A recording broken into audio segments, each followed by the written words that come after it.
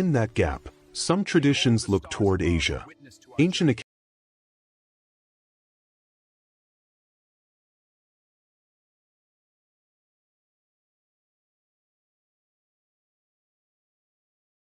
For centuries, the Gospels remained silent about a troubling period, the lost years of Jesus.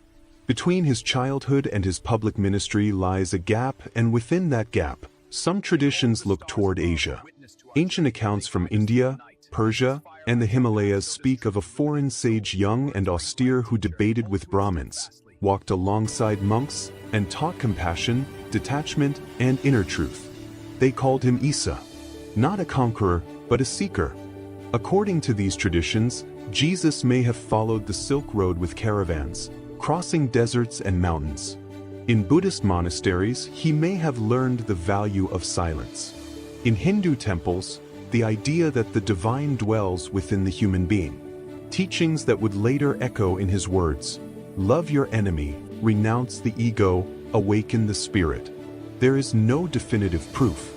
Only fragments, later manuscripts, local chronicles, and striking similarities between Eastern teachings and the sayings attributed to Jesus. For some historians, it is myth. For others, an uncomfortable possibility never fully explored. When Jesus returns to Judea, he is no longer just a carpenter. He speaks with authority, but without power. He teaches like one who has seen beyond his homeland. And his words, simple yet profound, seem to unite worlds separated by thousands of miles. Perhaps the years of Jesus in Asia are not meant to be proven, but understood. Not merely as a physical journey, but as a symbol, a bridge between cultures, religions, and ways of understanding the sacred. And so, the mystery remains, because sometimes what is not written reveals the most. The story continues in the next chapters.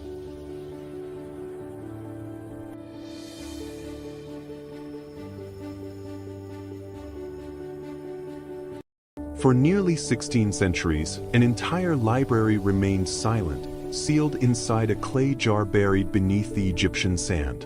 No prayers were spoken over it. No eyes read its words. 13 Coptic codices waited in darkness, untouched, until time itself made a mistake. The year is 1945.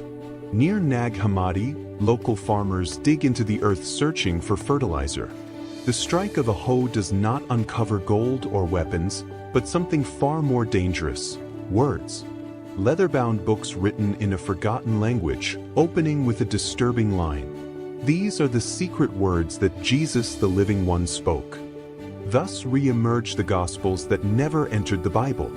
Texts once read by early Christian communities, copied by desert monks, and hidden when bishops declared anything outside official doctrine to be heresy. Some ordered these writings burned. Others chose to save them in silence.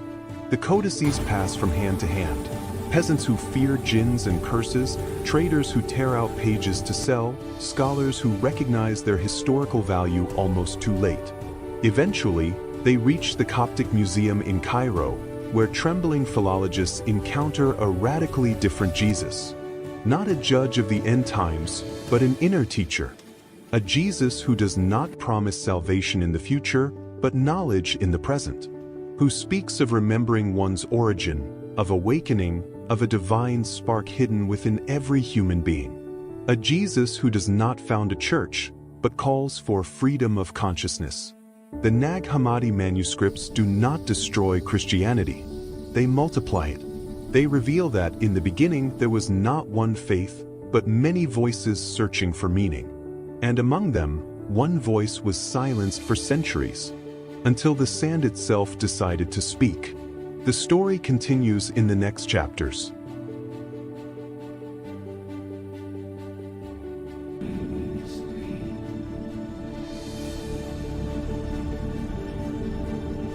Will we remember anything after death? Since the beginning of humanity, one question has followed every civilization. What happens when we die, and what, if anything, do we remember? The biblical view. In the Bible, death is not described as total emptiness.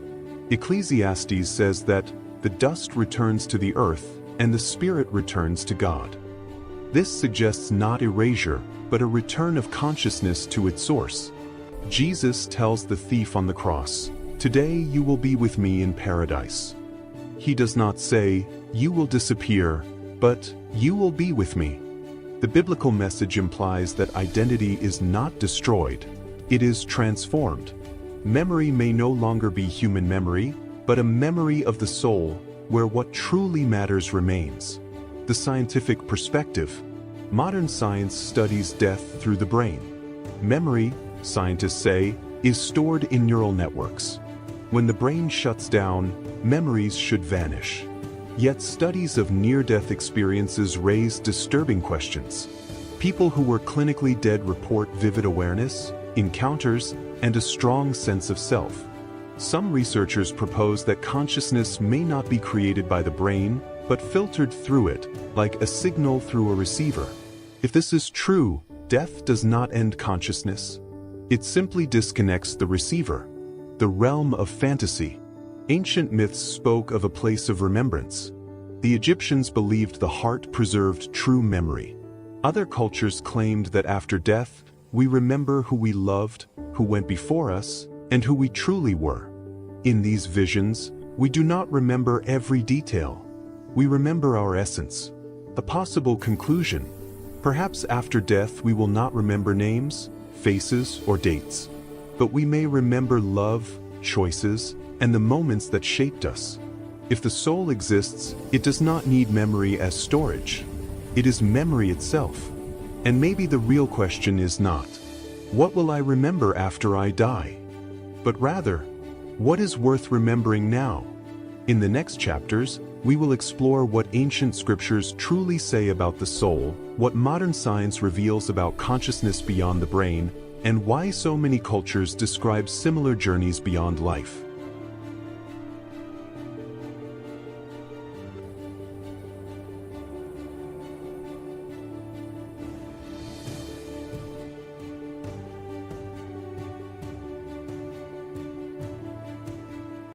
Joseph, the earthly father of Jesus, appears in the opening chapters of the Gospels, and then in silence he disappears. He is present at the most decisive moments of Jesus' childhood: the birth in Bethlehem, the flight into Egypt, the return to Nazareth, and that episode in the temple when Jesus was 12 years old. After that, the texts fall silent. When Jesus begins his public ministry, Joseph is no longer mentioned. At the crucifixion, while Mary stands at the foot of the cross, Joseph is absent, and that silence is not accidental. The most widely accepted explanation in biblical tradition and historical study is clear. Joseph had died years earlier. In first-century Jewish culture, the father was the legal protector of the family. If Joseph had been alive, he would have cared for Mary. Yet from the cross, Jesus entrusts his mother to the Apostle John. That gesture reveals a silent truth. Mary was already a widow. The Gospels do not describe Joseph's death. His mission had already been fulfilled. He was the guardian of the mystery, the man who protected the Messiah when he was still a vulnerable child. Joseph disappears from the texts as he lived, in humility, in obedience, without seeking recognition.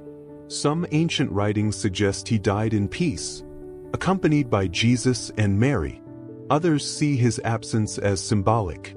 When Jesus begins his divine mission, the earthly father steps aside. Joseph was not forgotten.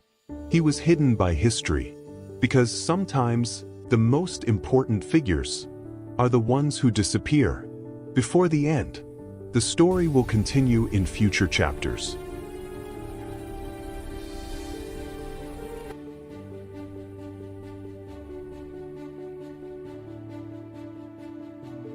During the first centuries of Christianity, the story of Jesus was not contained in a single book. Many texts circulated among early communities, copied by hand, shared quietly, and read in secret. Some would later be accepted, others would be rejected.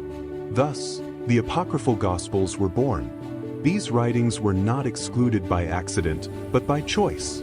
As the Church became more organized, an official canon was established, 4 Gospels that would define Christian belief. Other texts, although ancient and widely known, were left out. Not because all were false, but because they presented ideas that were different, controversial, or difficult to control. The Apocryphal Gospels describe a different Jesus. Some portray him as a child with extraordinary powers, capable of giving life and taking it away. Others reveal secret teachings meant only for a few chosen followers. In these texts, Jesus does not only save, he teaches, challenges, and reveals deep knowledge about the human soul. Writings such as the Gospel of Thomas, the Gospel of Mary Magdalene, and the Gospel of Judas present a more internal and spiritual message. Here, the kingdom of God is not found in the heavens, but within the individual. For centuries, these texts were labeled dangerous and heretical. Many were destroyed. Others survived, hidden in caves, deserts, and monasteries, waiting to be rediscovered. When they finally re-emerged, they revealed something unsettling. Early Christianity was far more diverse, complex, and human than generations had been taught. The Apocryphal Gospels do not seek to replace the Bible. They remind us that at the beginning of faith, there were questions, debates, and hidden paths to understanding the divine. And this story is only the beginning. In the next chapters, we will explore these forbidden texts one by one. We will uncover what the Gospel of Thomas truly taught, why Mary Magdalene was silenced, and how Judas may have played a role far more complex than betrayal. Because what was excluded from the Bible still has much to say.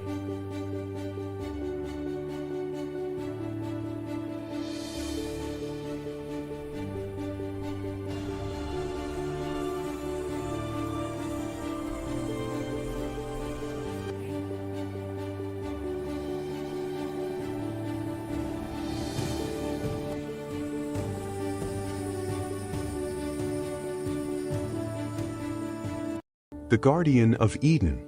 After humanity was expelled from Eden, the garden was not abandoned. It was sealed. Between its eternal rivers and immortal trees stood a guardian, chosen to watch the boundary between the divine and the human world. She was a woman of striking beauty, impossible to ignore. Her face was calm, but her eyes carried ancient knowledge. She was dressed as a warrior, light armor of leather and forged metal, sacred symbols etched into her gear, and a sword that gleamed like fire at dawn.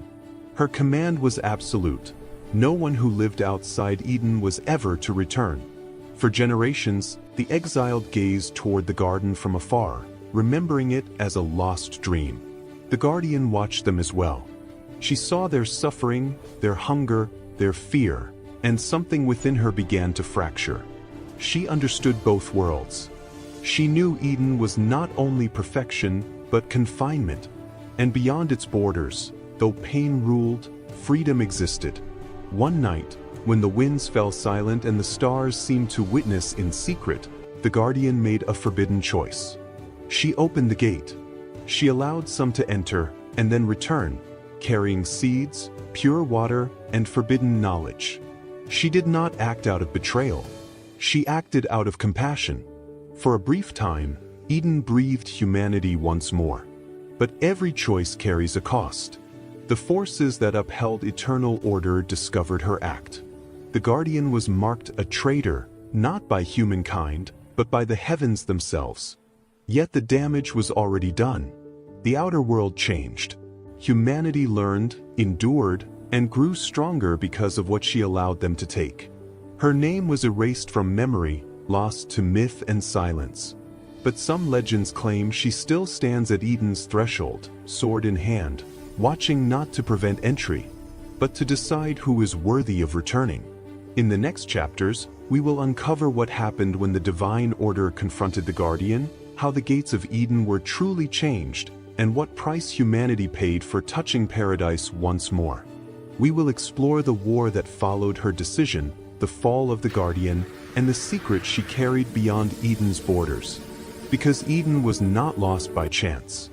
It was protected, it was betrayed, and it was transformed forever. The story continues. Before Adam and Eve, humanity was already being watched. Long before the first pages of Genesis were written, the earth was not alone in the universe. From the depths of the stars came the Anunnaki, ancient beings of immense knowledge and power. They observed the planet from their advanced vessels, studying its lands, its oceans, and the fragile life that was beginning to awaken. In hidden laboratories beyond human sight, they shaped humanity's destiny. Inside chambers of glass and light, humans were created, observed, and refined. Flesh and spirit were studied as one. The Anunnaki were not merely visitors. They were architects of civilizations, teachers of kings, and guardians of forbidden knowledge. They walked among early humans as gods, and humanity worshipped them as such. But among all beings, one stood apart. He appeared as a man, yet carried eternity within him. Clothed in white robes woven with golden stars that flashed like lightning, crowned with gold and diamonds, Jesus Christ stood among them, not as a prisoner, not as a creation, but as the heir.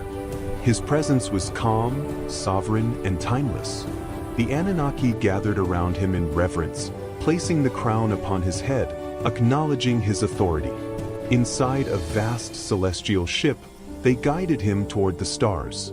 Through immense transparent windows, the earth came into view, blue, alive, and fragile.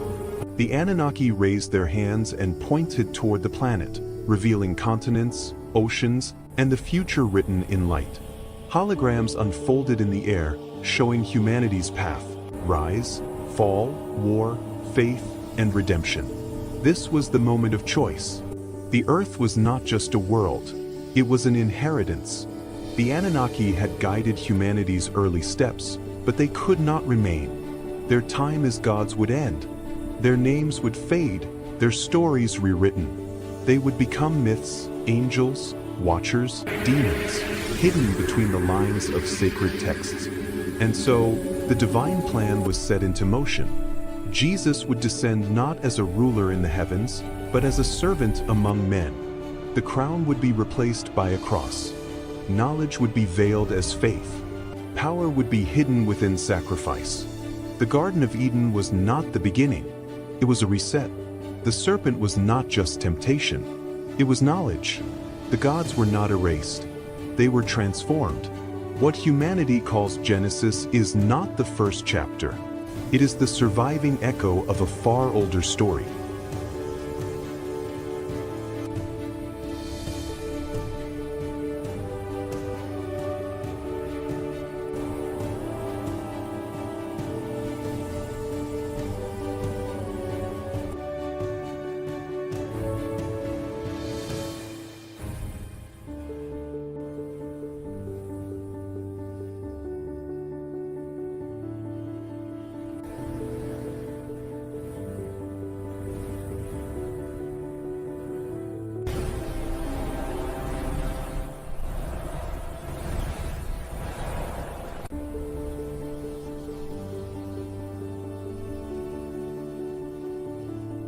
It was not an act of war.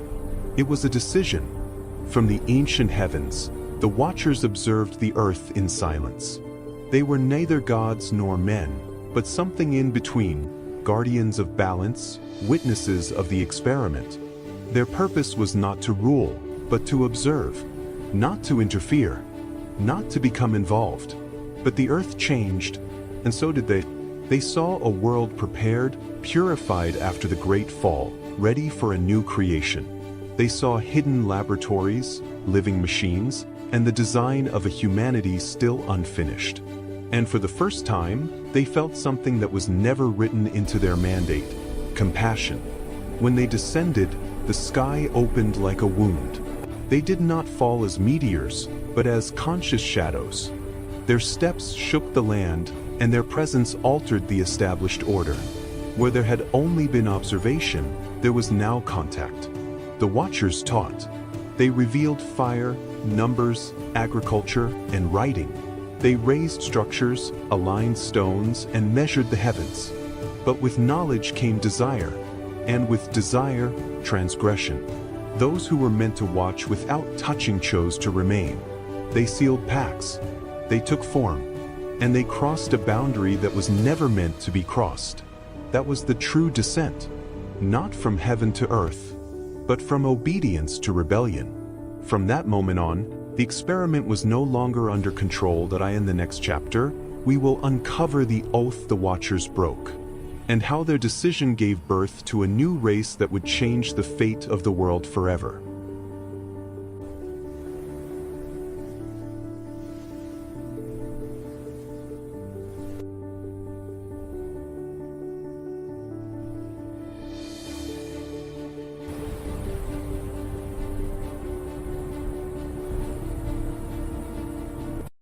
Before the first human breath, the earth was already alive. Its skies were different, its waters deeper, its land shaped by forces no longer present.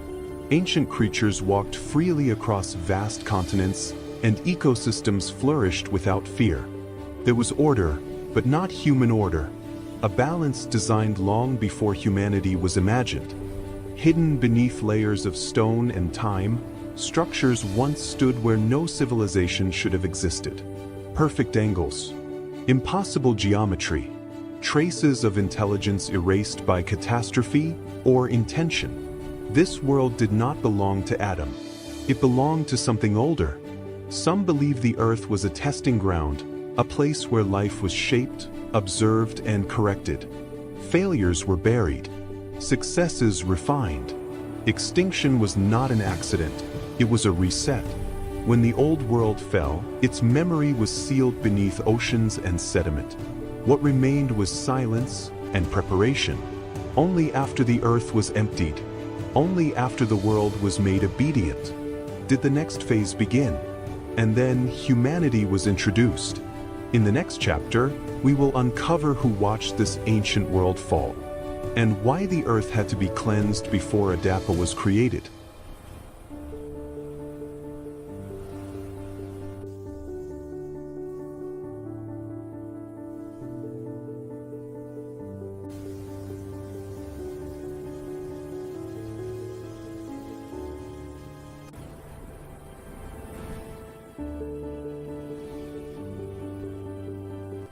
Before human history began, the Watchers descended.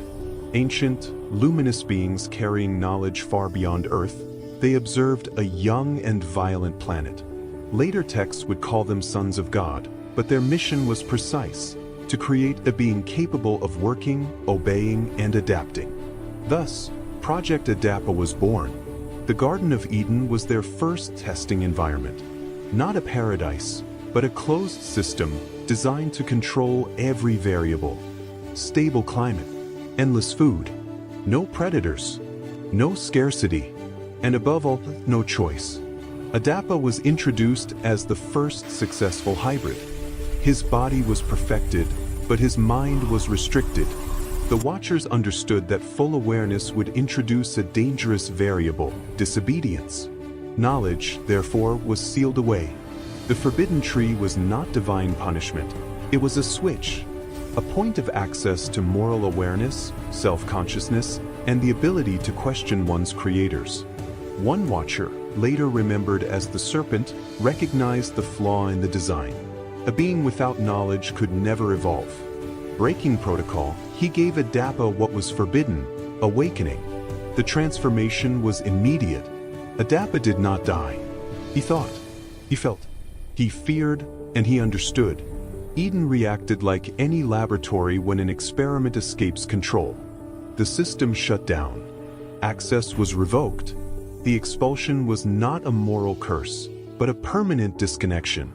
Outside the garden, true humanity began.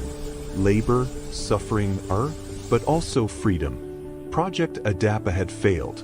Or perhaps, it had succeeded in a way the Watchers never intended. In the next chapter, we will uncover what happened when some Watchers refused to leave Earth, and how their defiance reshaped the destiny of humankind forever.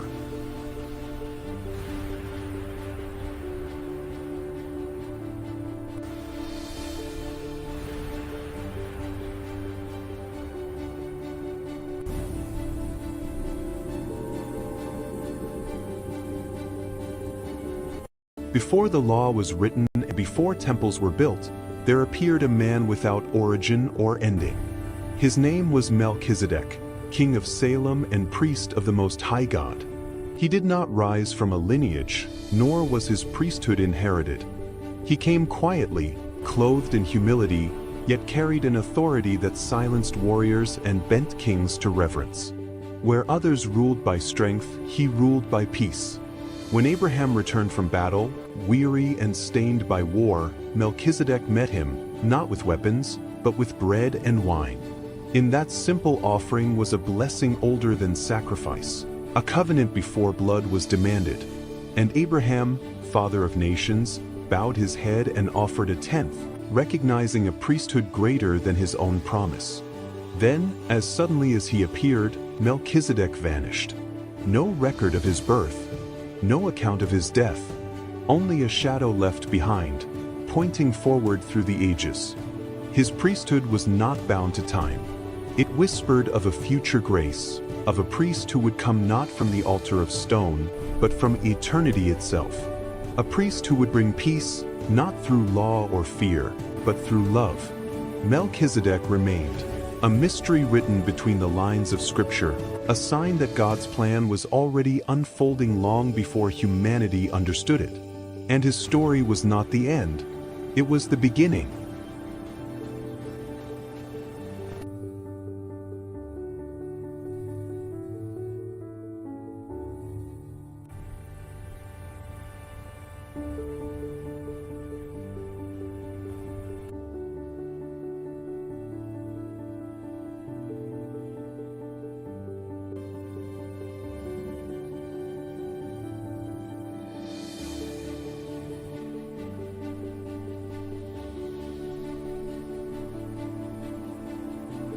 In an age before temples of stone and doctrines of power, Jesus spoke words not meant for crowds, but for those who dared to awaken.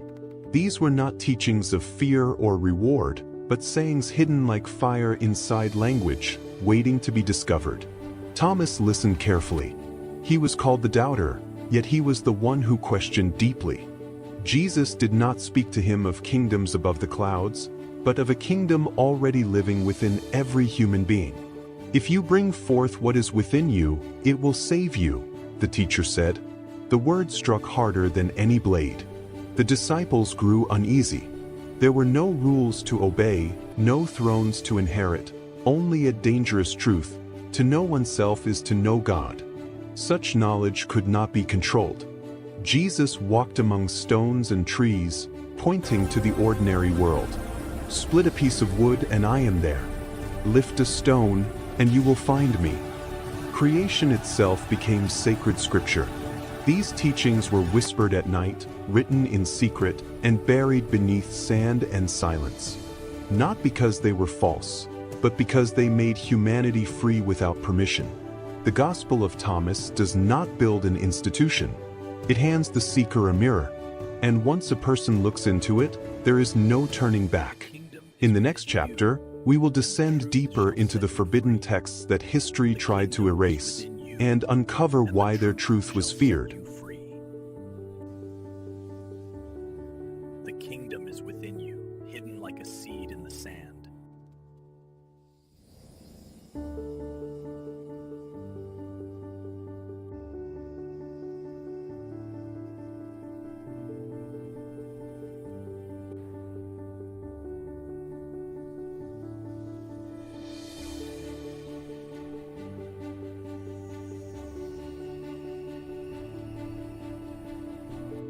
The teaching of Jesus did not arrive with swords or armies.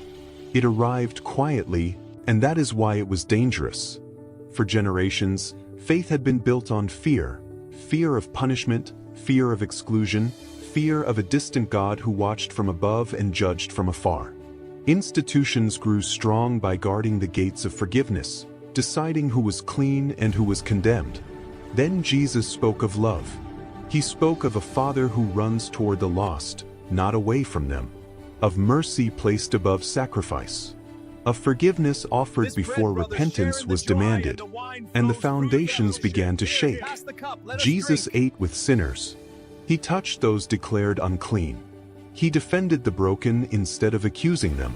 He taught that understanding heals more deeply than punishment, and that love transforms what fear can only restrain. "You have heard it said," he told them, "but I say to you." With each word, ancient certainties trembled. The leaders listened and felt threatened.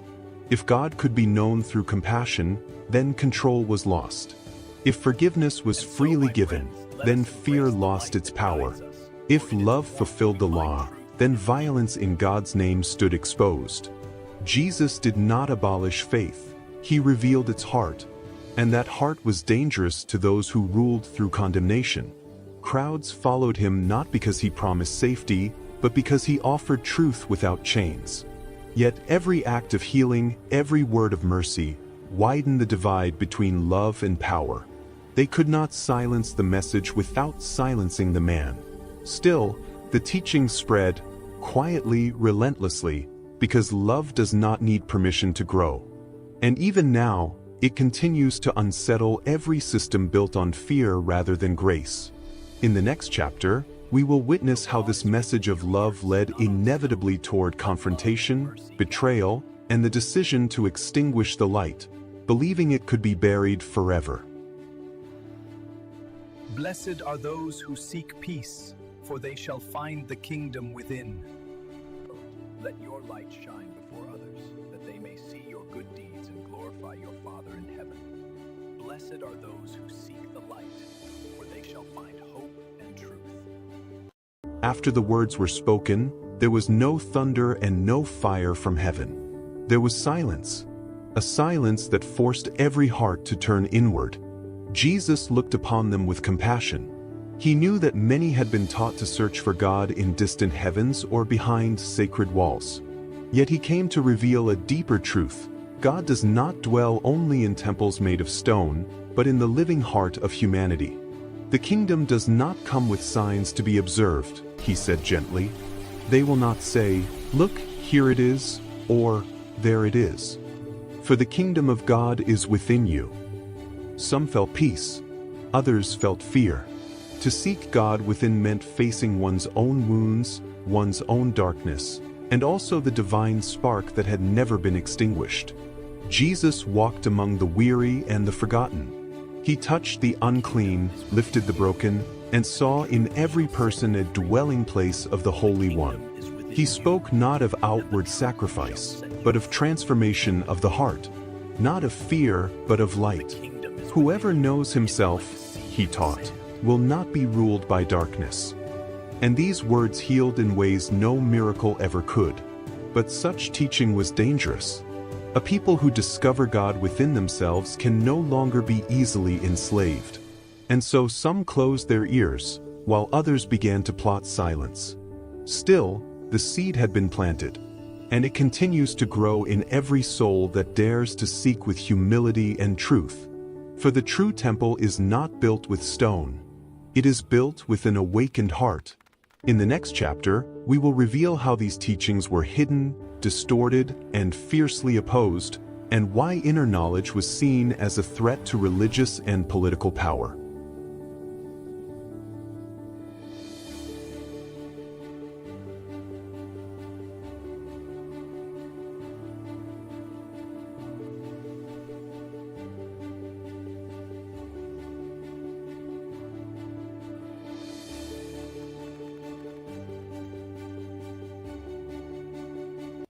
The Maya, echoes of time.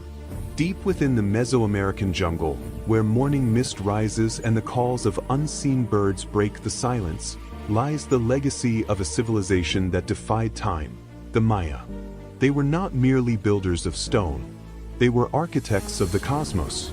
Their cities were raised in harmony with the heavens. Pyramids aligned with the movements of the sun, the moon, and Venus. Every stairway, every temple, every shadow cast across stone carried both scientific precision and sacred meaning. While much of the ancient world struggled to measure time, the Maya mastered it. They predicted eclipses, charted planetary cycles, and understood time not as an end, but as an eternal transformation. Yet their knowledge did not dwell only in the sky. It lived in the earth, in maize, in ritual, and in the profound bond between humanity and the divine. For the Maya, science and spirituality were inseparable, woven together into a single ancestral wisdom. Then came the silence. Cities were abandoned. The jungle reclaimed the temples. Stone was swallowed by roots and shadow. To the modern world, the Maya seemed to vanish, but they did not disappear.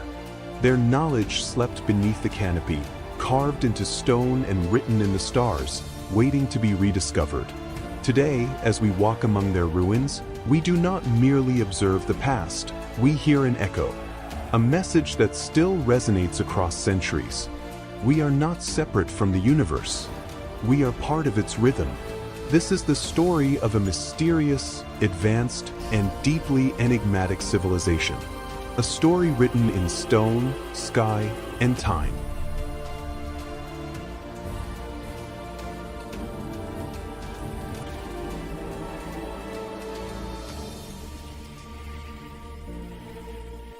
It began within hours. In Caracas, the dead rose and the city collapsed. Streets flooded with zombies, buildings burned, and screams were swallowed by smoke. No local force could stop the spread. From the sky, cutting-edge military helicopters tore through the clouds. Elite U.S. forces deployed into the city, turning avenues and plazas into war zones. Gunfire echoed endlessly, yet the zombies kept advancing.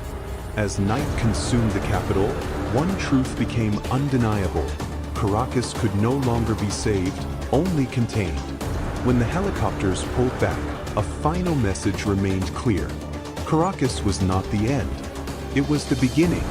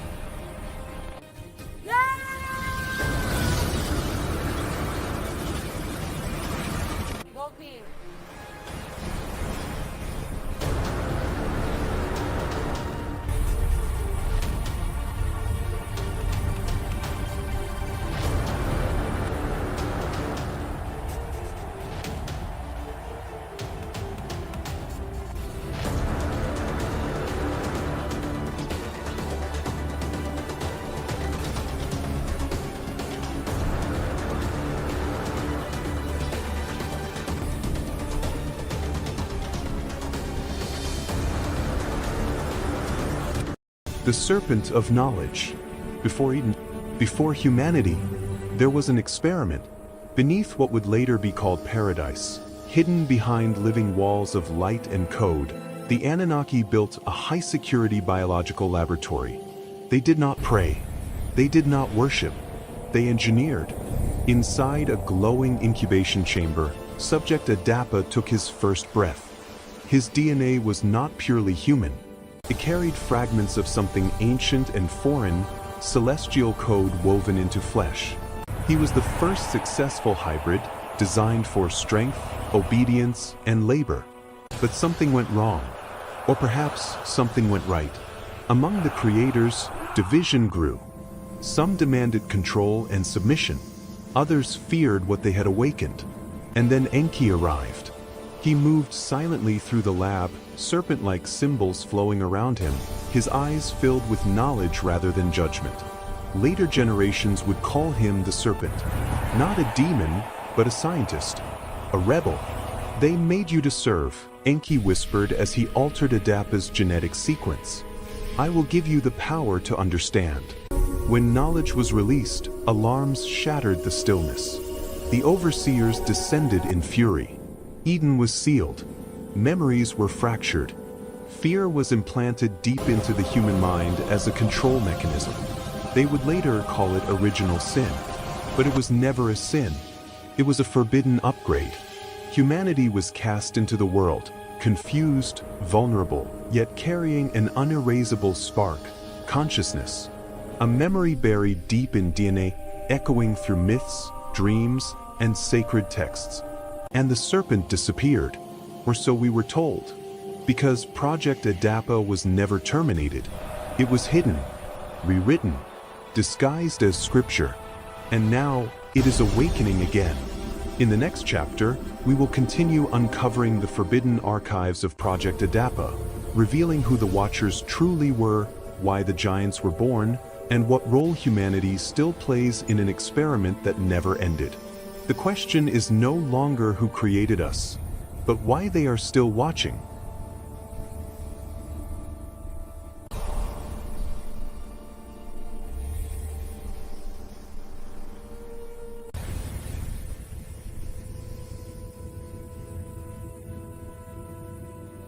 A gladiator whose courage silenced the entire Colosseum.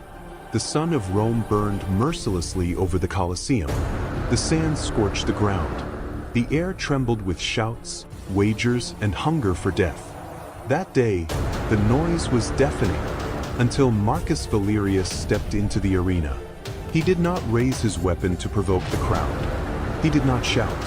He walked in silence, head held high, his body marked with scars. He was a veteran gladiator, known not for cruelty, but for honor. Marcus fought as if every battle were his last. He did not humiliate his enemies. He did not strike from behind. In the arena, where almost no one did, he respected the unwritten laws of valor. That day would be his final trial. Across from him stood a savage fighter, infamous for finishing opponents without mercy. The crowd roared, craving blood. The fight was brutal. Swords clashed with violence. Shields shattered. The sand turned red. Marcus was wounded in the side. Blood ran freely beneath the burning sun. His legs trembled, but he did not fall. Every blow he received, he answered with greater resolve. He was not fighting to survive. He was fighting to show who he was. In a decisive moment, he brought his enemy down. His blade hovered at the fallen man's throat. The Colosseum screamed. It demanded death. Marcus took a deep breath, looked at the defeated man, and lowered his sword. Silence fell over Rome. No one understood what they were witnessing. A wounded gladiator choosing mercy. The emperor watched. The crowd stood frozen, holding its breath. Then, slowly, applause began. Not roars, not screams, but steady, respectful claps. The thumb rose. Marcus Valerius did not celebrate. He stood there, blood-soaked, beneath the unforgiving sun, while the entire Colosseum remained silent. Because that day, Rome learned a truth it would never forget. Blood may win battles, but only honor can silence an empire.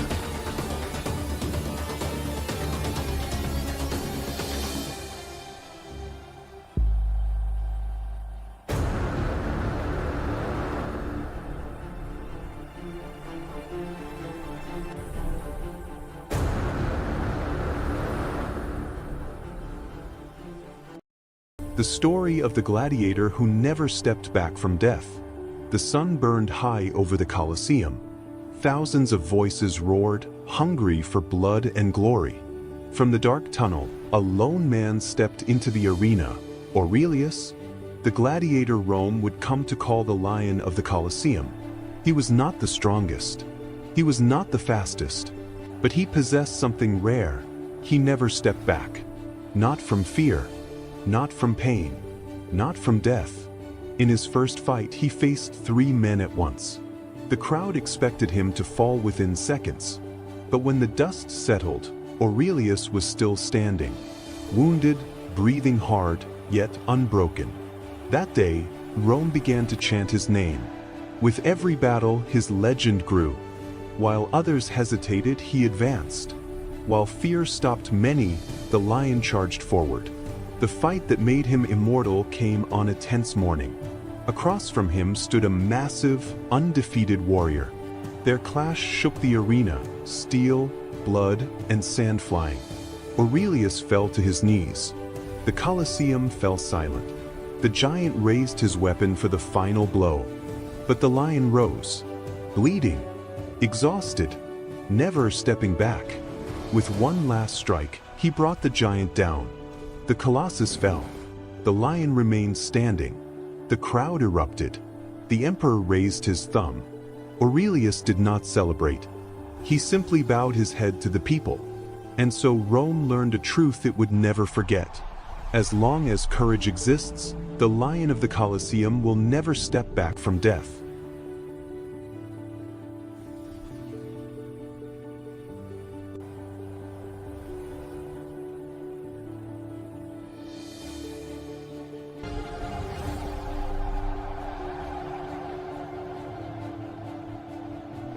In the heart of East Africa, where the savanna stretches endlessly beneath a burning sky, the Hadzabe people live as they have for thousands of years. Their village is made of rustic bamboo huts, low and fragile in appearance, yet strong enough to endure wind, rain, and time. Smoke rises from small fires as the morning light filters through woven walls of grass and branches.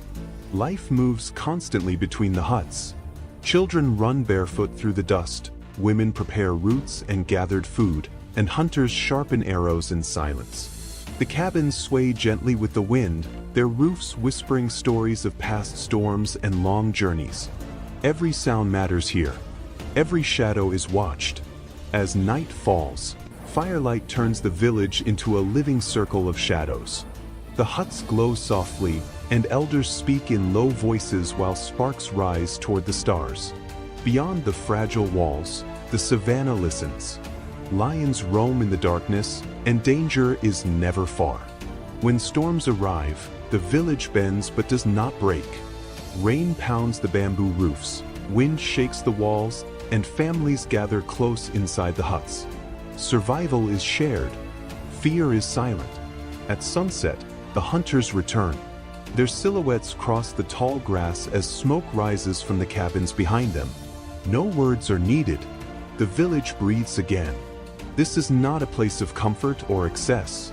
It is a place of balance, between humans and nature, shelter and exposure, life and death. Here, among bamboo huts and endless plains, the Hadzabe endure, guarding a way of life the modern world has nearly forgotten.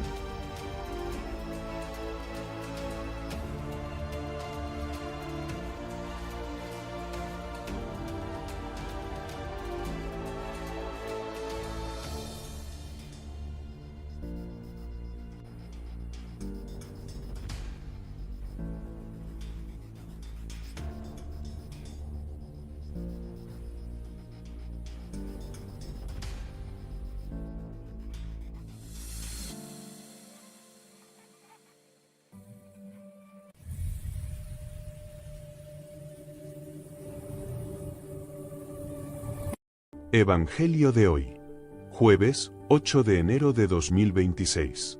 Lucas 4, 14 a 22. En aquel tiempo, Jesús volvió a Galilea con la fuerza del Espíritu, y su fama se extendió por toda la región. Enseñaba en las sinagogas y todos lo alababan. Fue a Nazaret, donde se había criado, y entró en la sinagoga, como era su costumbre, el día sábado. Se levantó para hacer la lectura y le entregaron el libro del profeta Isaías. Lo desenrolló y encontró el pasaje donde estaba escrito: El Espíritu del Señor está sobre mí, porque me ha ungido. Me ha enviado para anunciar la buena noticia a los pobres, para proclamar la liberación a los cautivos, y la vista a los ciegos, para poner en libertad a los oprimidos, y proclamar un año de gracia del Señor. Luego enrolló el libro, lo devolvió al ayudante y se sentó. Todos los que estaban en la sinagoga tenían los ojos fijos en él. Entonces comenzó a decirles: Hoy se cumple esta escritura que acaban de oír. Y todos daban testimonio a su favor y estaban admirados de las palabras llenas de gracia que salían de su boca. Reflexión breve. Jesús proclama que la salvación no es una promesa futura, sino una realidad que comienza hoy. Su misión es llevar esperanza, libertad y sanación a quienes más lo necesitan. In the heart of East Africa, where the savanna stretches endlessly beneath a burning sky, the Hadzabe people live as they have for thousands of years. Their village is made of rustic bamboo huts, low and fragile in appearance, yet strong enough to endure wind, rain, and time. Smoke rises from small fires as the morning light filters through woven walls of grass and branches. Life moves constantly between the huts. Children run barefoot through the dust, women prepare roots and gathered food, and hunters sharpen arrows in silence. The cabins sway gently with the wind, their roofs whispering stories of past storms and long journeys. Every sound matters here. Every shadow is watched. As night falls, firelight turns the village into a living circle of shadows. The huts glow softly, and elders speak in low voices while sparks rise toward the stars. Beyond the fragile walls, the savanna listens. Lions roam in the darkness, and danger is never far. When storms arrive, the village bends but does not break. Rain pounds the bamboo roofs, wind shakes the walls, and families gather close inside the huts. Survival is shared. Fear is silent. At sunset, the hunters return. Their silhouettes cross the tall grass as smoke rises from the cabins behind them. No words are needed. The village breathes again. This is not a place of comfort or excess. It is a place of balance, between humans and nature, shelter and exposure, life and death. Here, among bamboo huts and endless plains, the Hadzabe endure, guarding a way of life the modern world has nearly forgotten.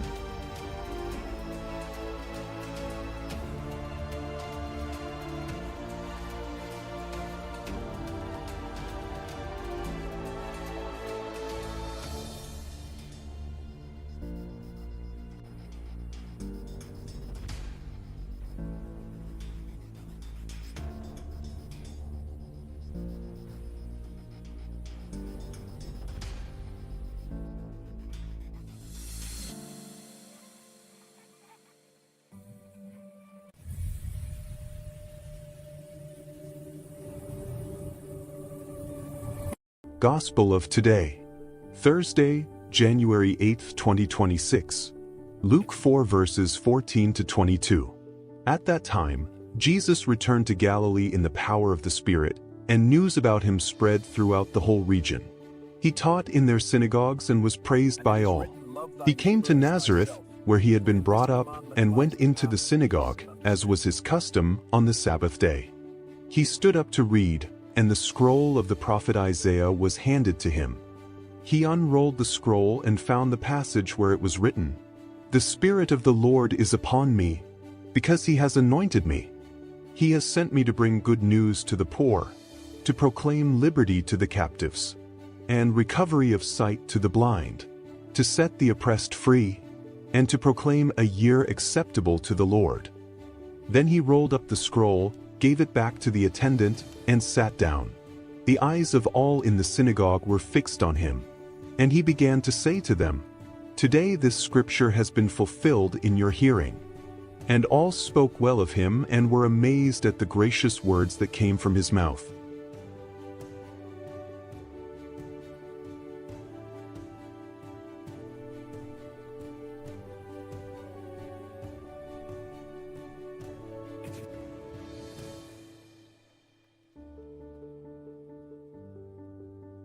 And it is written, "Love thy neighbor as thyself," for in this commandment lies the path to peace and understanding. 12 legions unseen. The night was heavy in Gethsemane. Torches cut through the darkness as soldiers advanced, armor clanking, hands tight around swords. Betrayal stood at the front, a kiss still warm in the air. Fear moved among the disciples like a storm about to break. One blade flashed.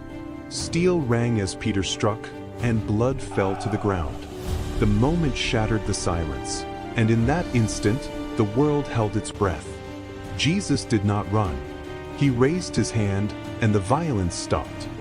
His eyes lifted not in fear, but in certainty, toward a sky that looked silent, yet was anything but. For beyond the veil of night stood armies unseen. Legions upon legions of angels waited, wings folded, weapons of fire restrained by a single command. At one word, the earth would split. At one breath, the soldiers would fall like dust. Heaven itself was poised to descend. And he knew it. "Do you think I cannot call on my Father?" he said calmly. "And he will at once put at my disposal more than 12 legions of angels?" The soldiers laughed, unaware how close they stood to annihilation. But no command came. The angels did not move. Power chose restraint. Authority chose surrender. Love chose the cross. Jesus lowered his hand and stepped forward, allowing himself to be bound, not because he was weak, but because he was obedient. Not because heaven was silent, but because heaven was waiting. The angels watched as their king was led away. And the universe learned a truth greater than force. The greatest power is not the ability to destroy, but the strength to save at any cost.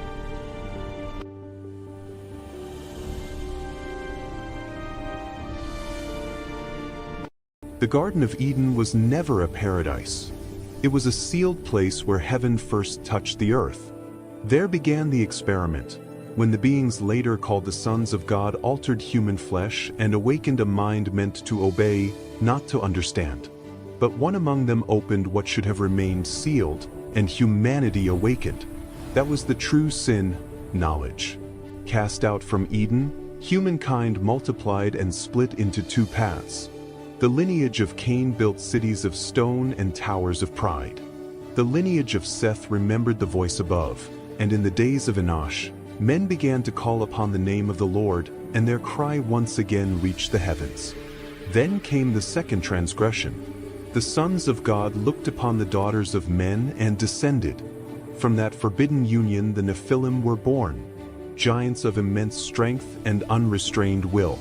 They ruled by violence, feasted in arrogance, and filled the earth with corruption. The experiment had spiraled beyond control. Yet amid the noise and the pride, one man walked differently. Noah found favor. While giants laughed and crowds mocked, he listened and obeyed.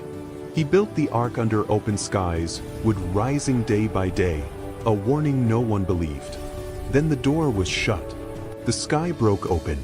The fountains of the deep burst forth. Towers fell, giants were swallowed, and the world that had crossed forbidden boundaries was erased by water. The flood was not only destruction, it was containment. When the waters withdrew, the earth stood silent. The giants were gone. The heavens were distant once more. But the experiment continued, this time with a warning written into the memory of the world. Whenever heaven and earth unite in pride, creation itself rises to restore the boundary. And that ancient story, though buried beneath water and time, has not yet reached its end.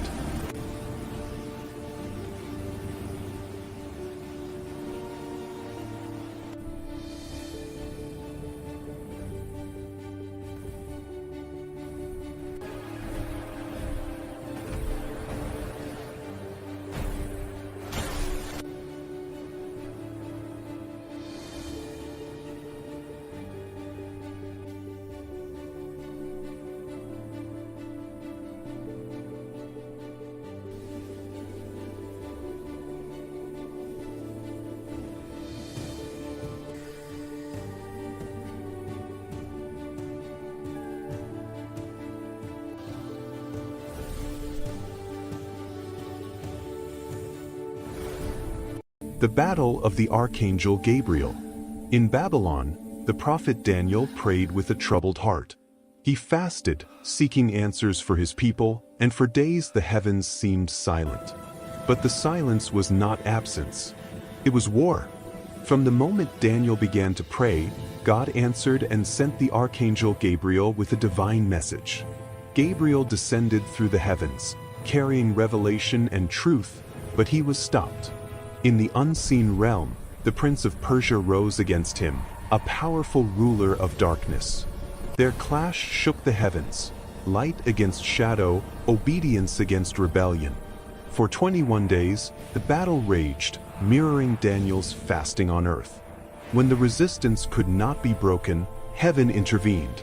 The archangel Michael, commander of God's armies, descended with unstoppable authority.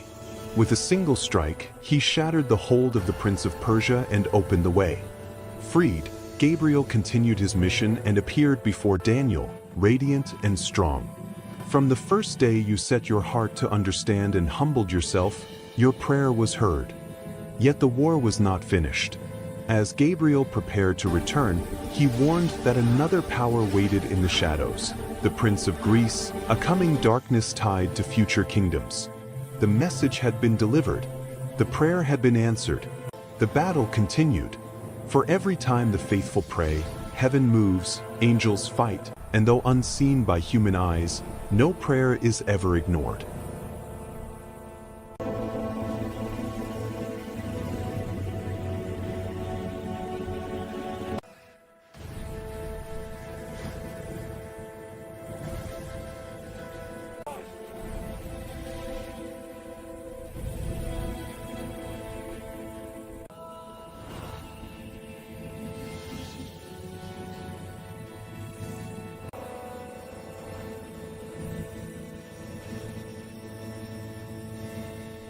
Under the broom tree, the desert showed no mercy. The sun burned high above, and the silence pressed heavily on the land. The prophet Elijah, exhausted from the long journey and the weight of his calling, finally collapsed beneath a solitary broom tree. His strength was gone. His spirit felt empty. "Enough, Lord," he whispered. "Take my life." There, between sand and shadow, Elijah fell into a deep sleep, overwhelmed by weariness and despair. Then a gentle touch awakened him. An angel of the Lord stood beside him, not with judgment, but with compassion. The angel spoke softly, "Get up and eat." Beside Elijah lay freshly baked bread and a jar of water. He drank and lay down again. A second time, the angel touched him and said, "Get up and eat, for the journey is too much for you." Strength returned not only to Elijah's body, but to his soul. He rose and began to walk. For 40 days and 40 nights, he traveled through wilderness and silence, until he reached Mount Horeb, the mountain of God. There, Elijah understood that he had never been alone. And so it is with us. There are moments when the road feels endless, when our strength fails and our hearts grow weary. But the Lord does not abandon us beneath the broom tree. He comes near, gives us what we need, and walks with us, until we are strong enough to continue. You are not alone. You never have been.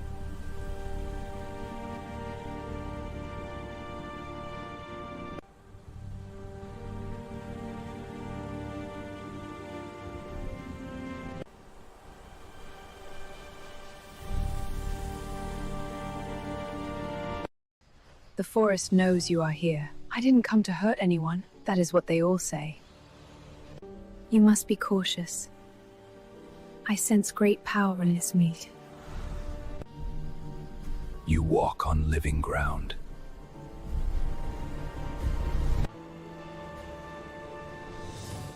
We are not separate from this world.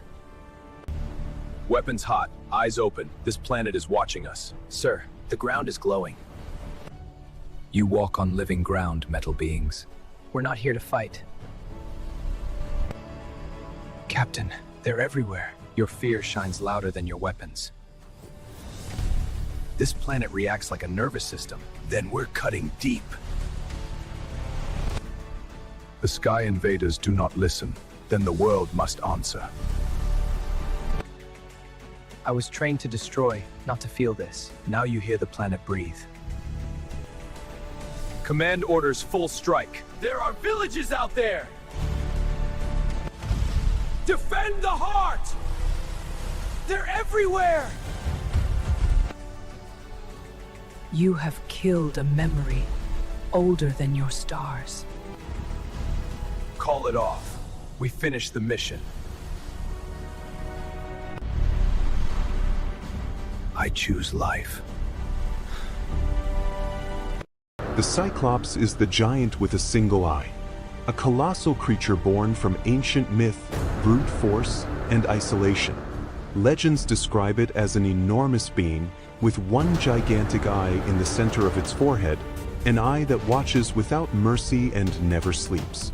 Its body appears to be made of living stone, muscles hardened by endless labor and survival. The Cyclops lives apart from the world of men, dwelling in caves and desolate lands. It does not farm. It does not build cities. It hunts. It survives. It endures. Feared by humans and gods alike, the Cyclops represents power without law, strength without civilization. Yet it is not a mindless beast. It knows fire. It forges. Remembers.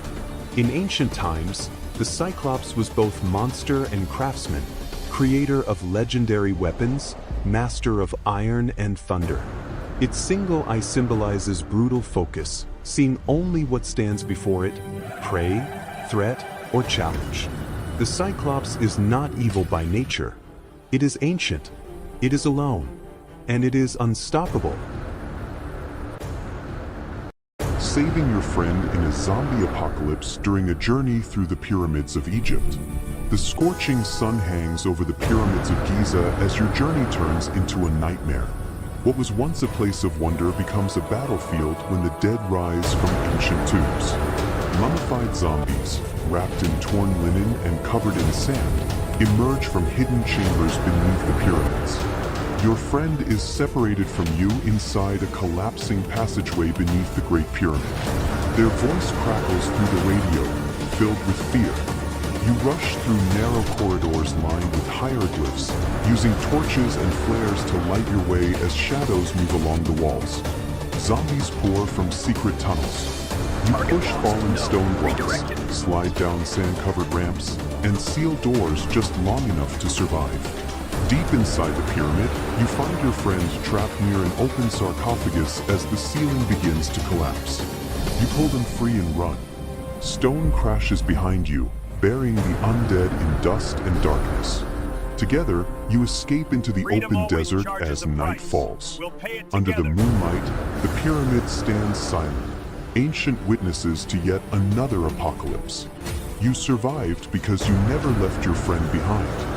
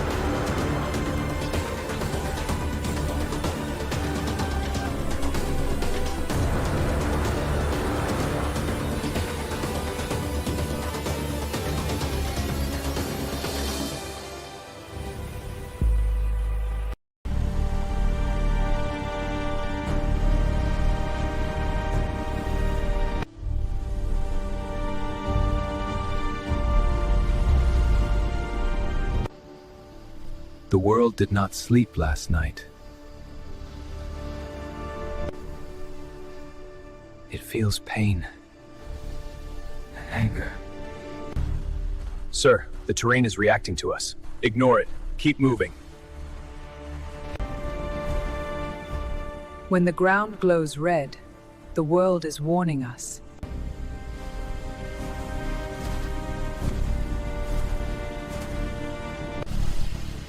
Increase extraction speed. The planet doesn't like this. It's responding.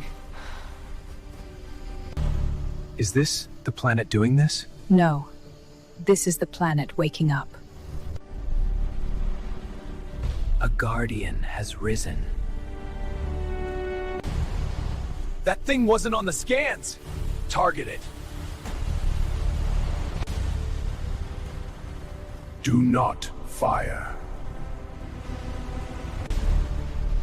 If we shoot, we start a war. Then we finish it fast. You were warned.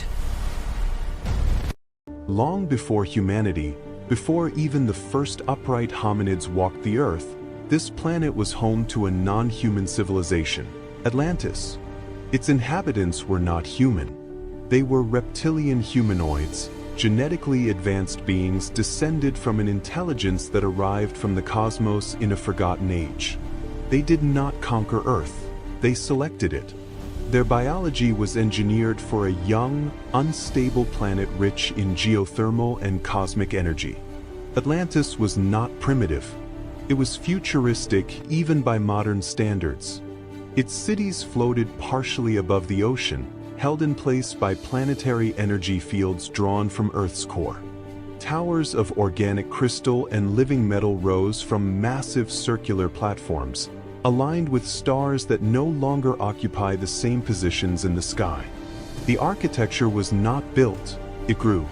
The reptilian Atlanteans mastered technology based on resonance, frequency, and consciousness. They did not rely on machines as humans do. They used the planet itself as their power source. Their temples functioned as planetary control nodes, regulating climate, tectonic movement, and oceans. Their greatest mistake was confidence. By manipulating planetary and cosmic forces, they disrupted the balance that sustained them. Earth's core destabilized. Oceans rose. The global energy network collapsed. In a single day and night, Atlantis fell. The island fractured. Cities sank slowly as energy fields failed one by one. Some Atlanteans escaped, some into the deep ocean, others into subterranean sanctuaries, and a few left the planet entirely. When humans emerged millions of years later, they found no visible ruins. Only myths, only serpent gods, only echoes buried beneath the sea. Atlantis was never a myth. It was Earth's first civilization, and its destruction was a warning humanity has yet to understand.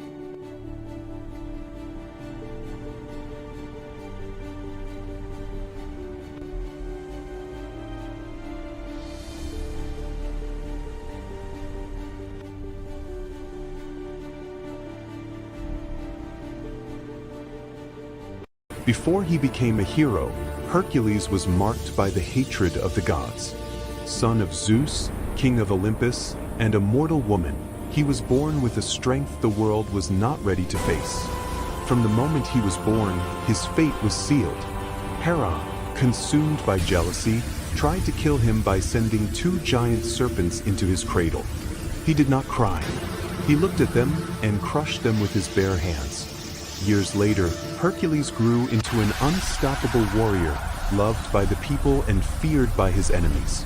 But tragedy struck when Hera, in a final act of cruelty, clouded his mind. Driven mad, Hercules committed the greatest sin of his life. He destroyed the ones he loved most. When the madness faded, only silence remained and guilt. Broken and desperate for redemption, Hercules begged for punishment. The gods answered with a sentence: 12 impossible labors, trials no man should survive. He slew the Nemean lion, whose hide could not be pierced. He defeated the Hydra, cutting off heads that grew back stronger. He descended into the underworld and returned alive, dragging the fearsome Cerberus into the light.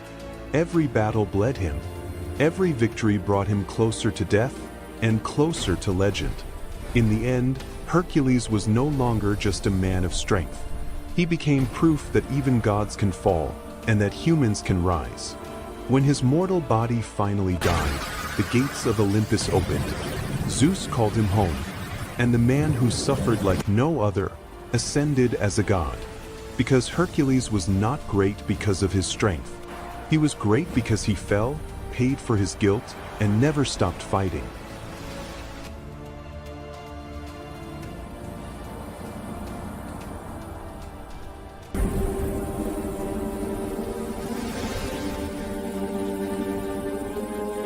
In an age ruled by corrupt kings and false gods, Elijah appeared without warning, no royal blood, no army at his side.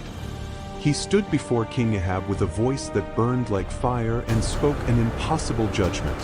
There will be no rain or dew except at my word. And the sky obeyed. The land cracked. Rivers dried. Fear spread through the kingdom. While the people searched for answers, Elijah vanished into the wilderness. There, when food and water no longer existed, God sustained him through ravens, bringing bread and meat day after day. Faith became survival. But the greatest test was yet to come. On Mount Carmel, Elijah stood alone against 450 prophets of Baal. One man versus hundreds. Two altars. Two gods. One eternal question. Who is the true God? The false prophets shouted, danced, and cut themselves, but nothing happened. Silence. Then Elijah rebuilt his altar, soaked it with water, when water was more precious than gold, and prayed once. Fire fell from heaven.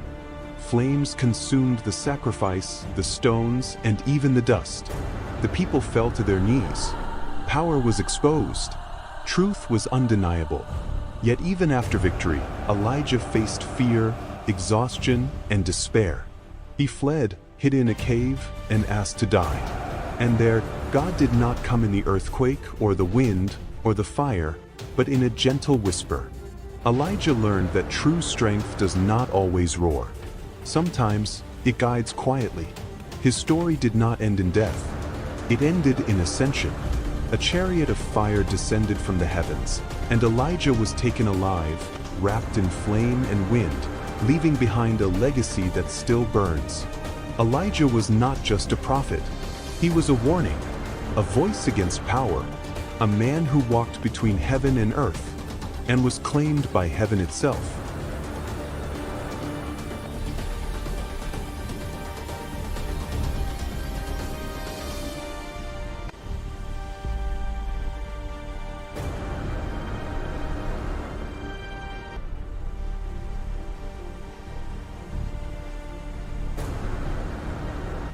The slave who conquered the heart of the Roman people. He entered the arena in chains. No armor polished with pride. No name worth remembering. Only a number and the weight of slavery. His name was Cassion. He was not born a warrior. He was taken from his land, sold, beaten, and trained to die for entertainment. To Rome, he was nothing more than another body for the sand. But from his very first fight, something was different. Cassion fought not with rage, but with heart. He protected fallen opponents when he could. He saluted the crowd, not as a beast, but as a man. And the people noticed. Each time he returned to the arena, the cheers grew louder. Not because he was cruel, but because he was human. In one brutal match, Cassion faced a young gladiator barely able to stand. The crowd demanded blood. But Cassion lowered his sword and stood between the boy and death. The arena fell silent. Then applause. Slow at first, then thunderous.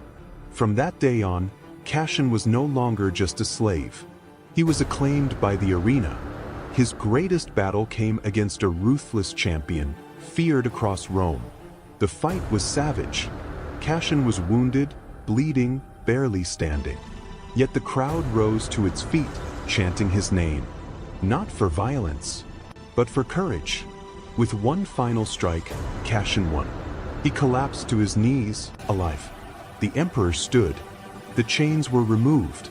Freedom was granted. Cassion did not raise his arms in triumph. He looked to the crowd, the people who had given him something greater than victory. They had given him dignity. And so Rome remembered him not as a slave, but as the gladiator who conquered its heart.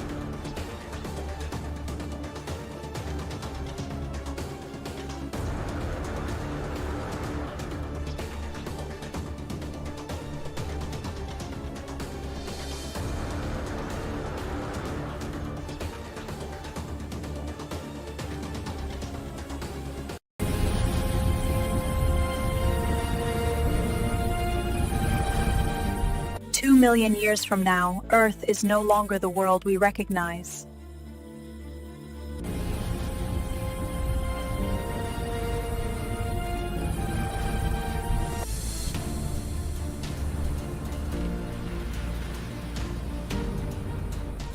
In scorched deserts, colossal creatures evolved to survive extreme heat and radiation.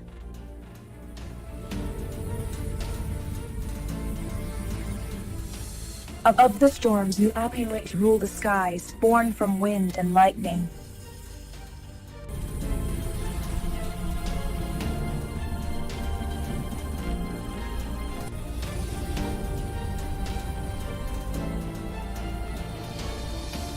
In the darkest oceans, life grew larger, slower, and more ancient than ever before.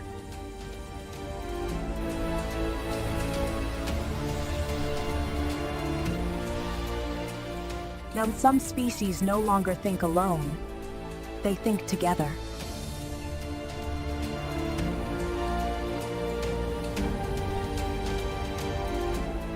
This is science fiction. This is fun. Given time holds.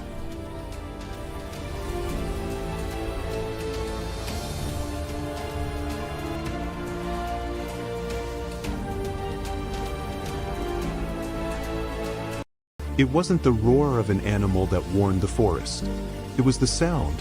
A deep, unnatural buzzing, low, heavy, mechanical, like the air itself was being torn apart. Scientists detected it first through acoustic sensors. Then the beekeepers found the hives. Silent, torn open, empty. Thousands of bees lay scattered on the ground, decapitated. There was no struggle. It was precise, efficient. The predator descended from the sky. The Asian giant hornet does not attack like other insects. It executes. Its massive orange head houses mandibles that don't sting, they cut. In minutes, a single hornet can erase an entire colony. Not for hunger, for dominance. When the first video surfaced, no one wanted to believe it. The insect was too large, too fast, too perfect. Its wings sounded like engines. Its stinger looked like a living spear. It didn't retreat. It didn't hesitate. It advanced. Bees, the backbone of global pollination, had no defense. And without them, balance collapses. Crops fail. Food chains fracture. Ecosystems unravel. This isn't a movie. This isn't a myth. It's a brutal reminder that nature doesn't need permission to become a threat. And it's already here.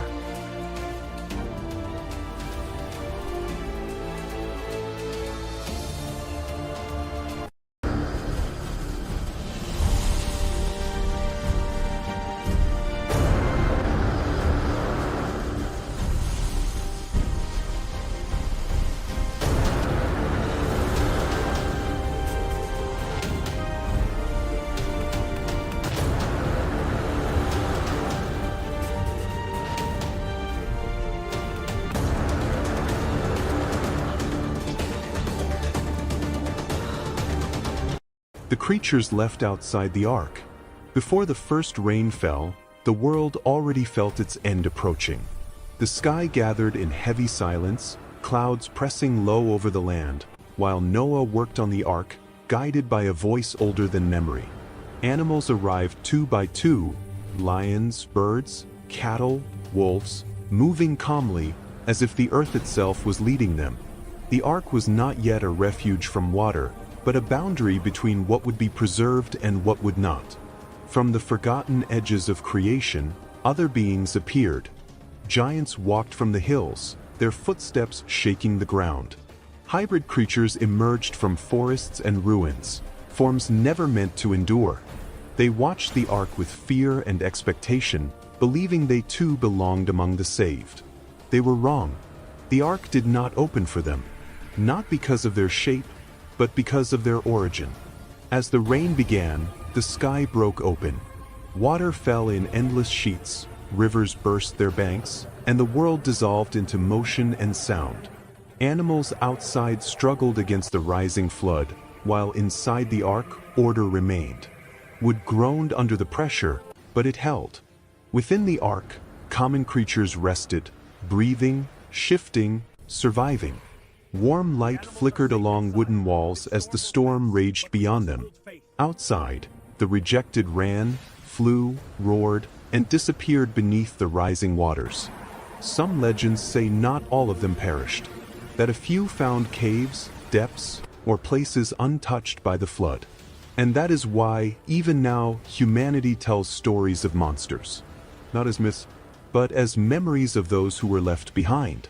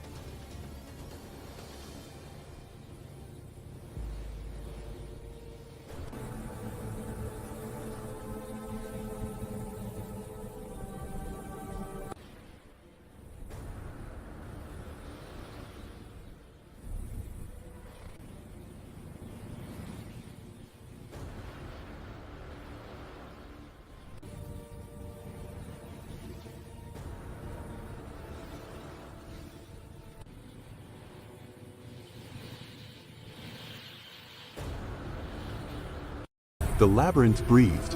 Every stone wall sweated fear, every corridor seemed to shift and change.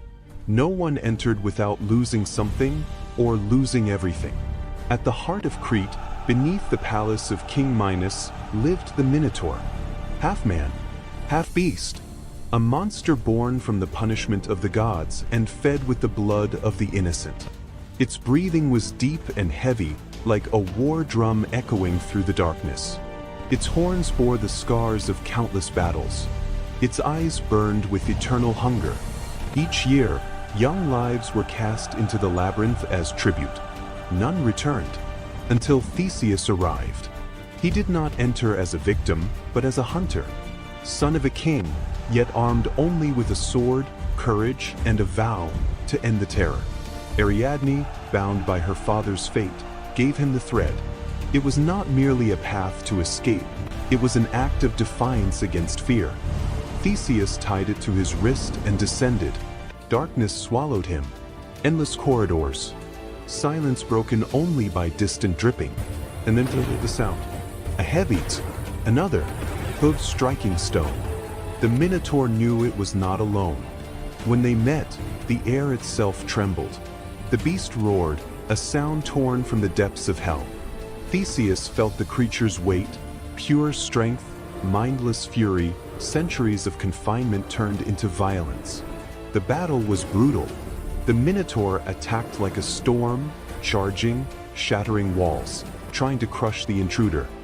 Theseus moved on instinct, rolling through shadows, feeling the wind of the horns pass inches from his chest.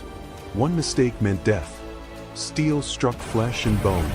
Dark blood spilled across the stone. But the monster did not fall. In a brief moment of stillness, Theseus saw more than rage in the beast's eyes. He saw pain. He saw loneliness.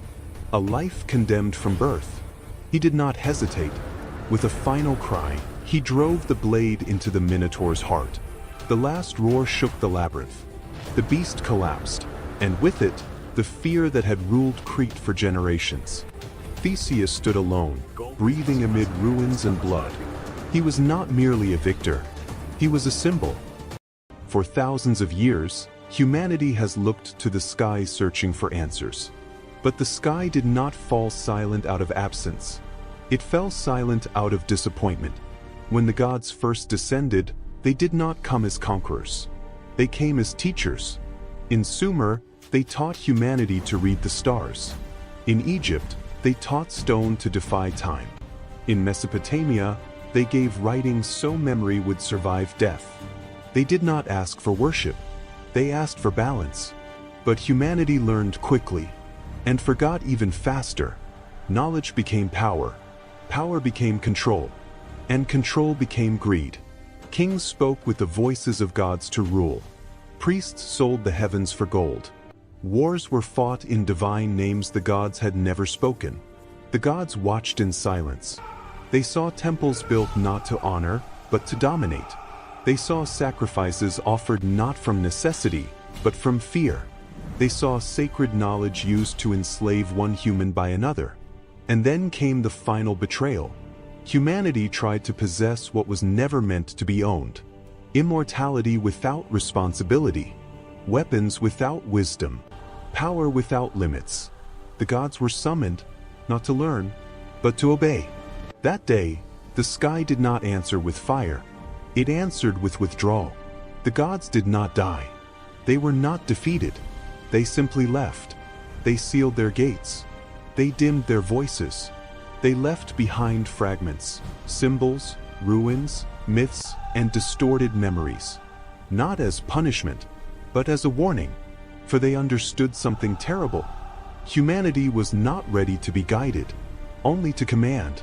And so the sky has remained silent, not because it is empty, but because it is watching from afar, waiting for the day humanity looks upward, not to ask for power, but to ask for forgiveness.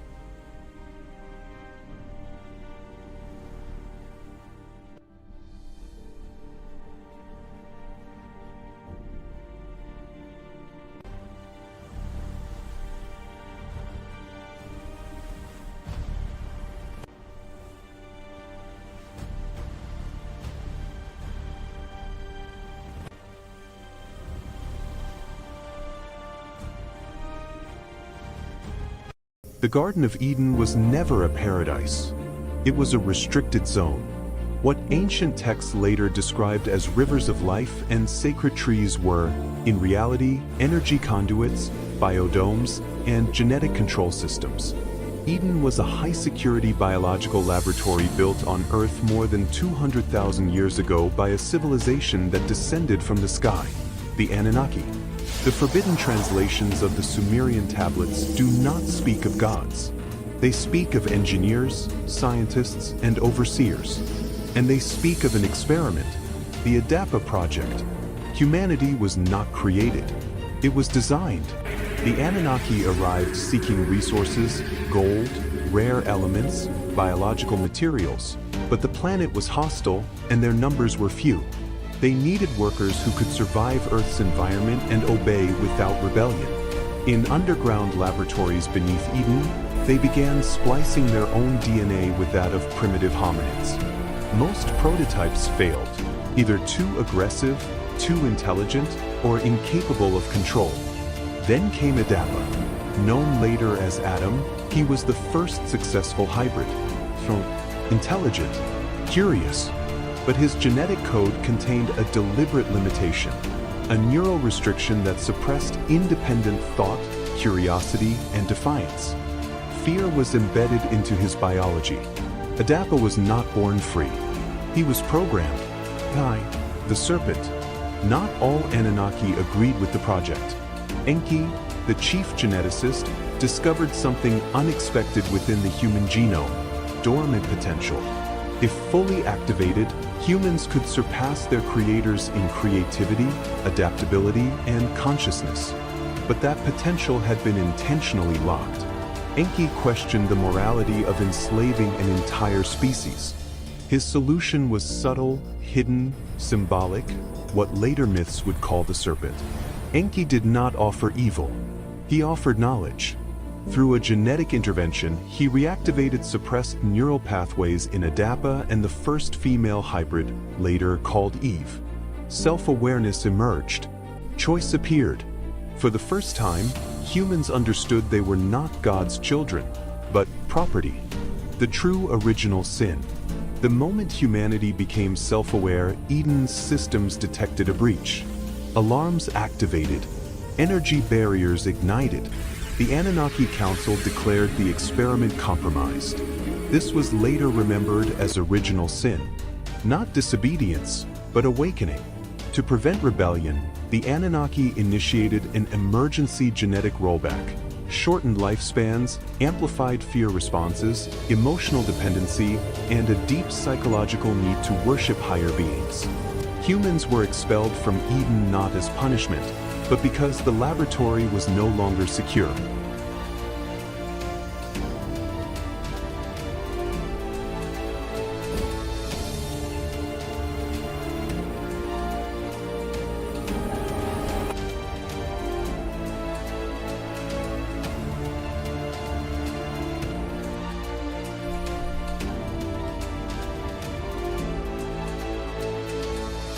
Before she became a monster, Medusa was a woman.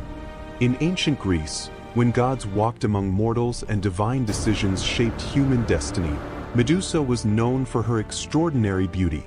Her hair shone like gold in the sunlight, and her presence inspired admiration, not fear.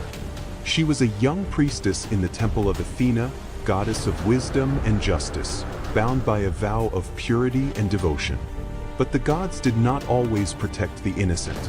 Poseidon, god of the sea, desired Medusa. One night, inside Athena's sacred temple, he violated her. The crime took place where holiness should have guaranteed safety.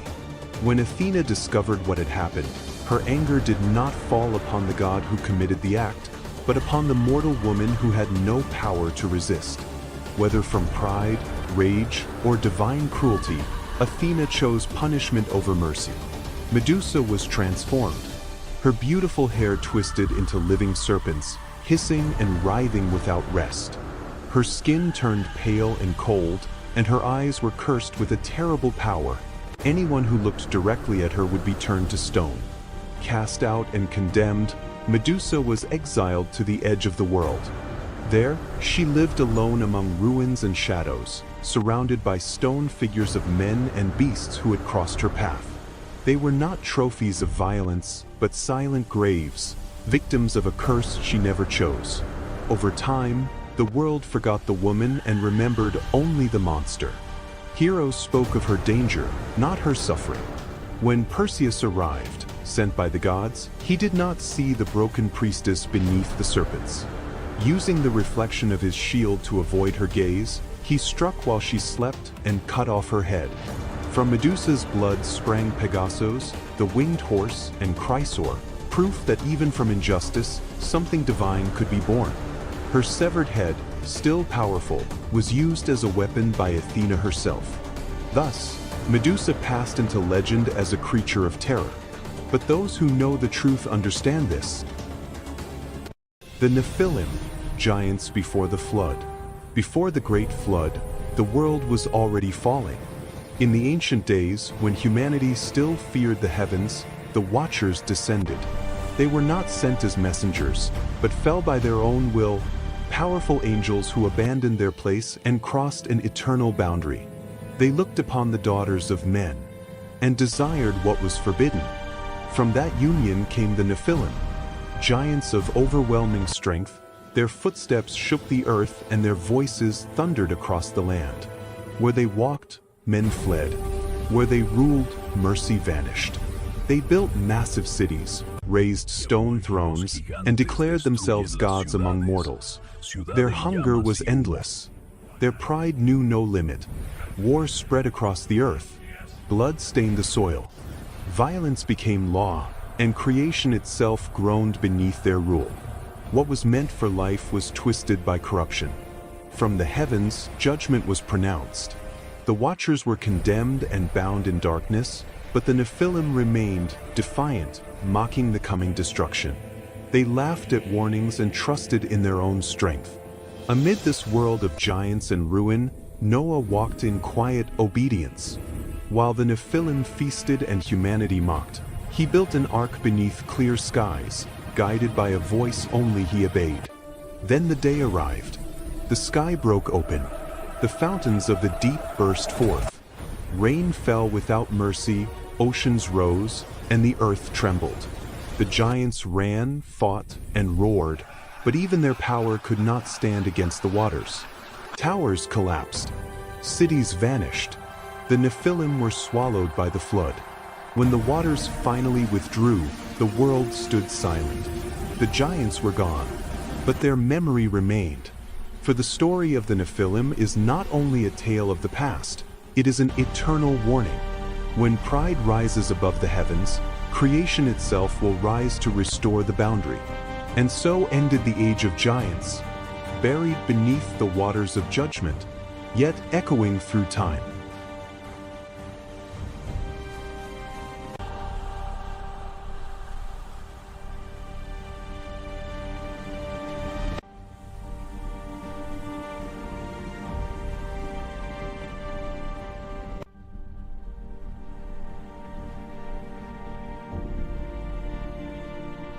The story you know was not passed down intact. It was edited, not by mistake, but by necessity. From the beginning, there were texts that could not survive because they did not teach obedience, but awakening. They spoke of an inner kingdom, of a divinity without temples or intermediaries, and that made them dangerous. In those writings, Jesus was not a distant figure. He laughed, doubted, walked among a few, and asked for silence, not worship. He said the truth was not in the heavens, but within the human being. A message like that could serve no empire. The most feared text carried the name of Judas. There was no betrayal in it, only obedience. Someone had to carry the hatred so the story could function. If that gospel were revealed, the cross would lose its mystery, and faith would lose its most powerful weapon, guilt. Another writing spoke of a woman whose voice was erased, not as a sinner, but as the disciple who understood what others could not. Her knowledge united body and spirit, equality and freedom. That is why her name was stained and her message buried. A woman holding truth was an intolerable threat. Banning the texts was not enough. They were hunted, burned, traced. Libraries turned to ash, and those who knew too much learned to remain silent. God was not being protected, only a convenient version of him. Centuries later, in a desert cave, a monk found what was never meant to exist. Reading it, he understood that those writings did not destroy faith, but the fear that sustained it. He could not save them all. Some he burned, others he buried, knowing that truth does not die, it waits. Today, only fragments remain. Broken ideas, whispers. They promise neither heaven nor punishment, but something far more dangerous, freedom. And perhaps that is why the forbidden gospels never fully disappeared. They were never meant to be worshipped, only remembered by those brave enough to read between the lines.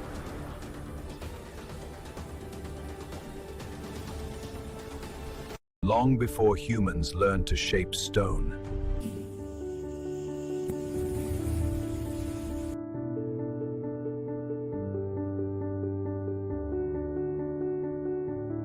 Long before humans shaped stone, another species may have shaped the world.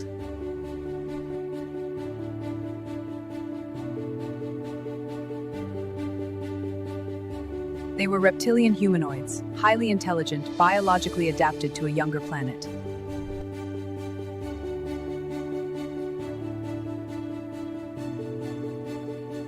Their minds evolved alongside the planet itself, calm, deeply aware of nature.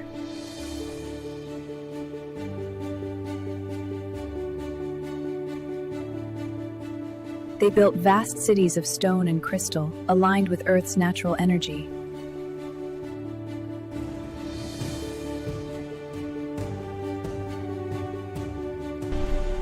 Their technology didn't dominate nature, it synchronized with it.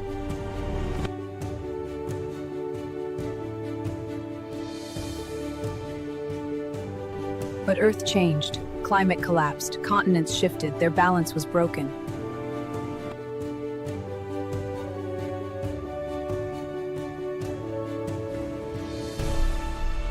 They chose preservation over survival and vanished from the surface.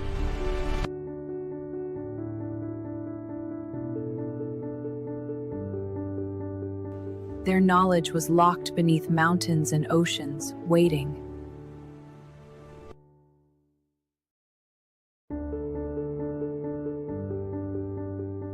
And millions of years later, humanity arrived, unaware it walked on a forgotten world.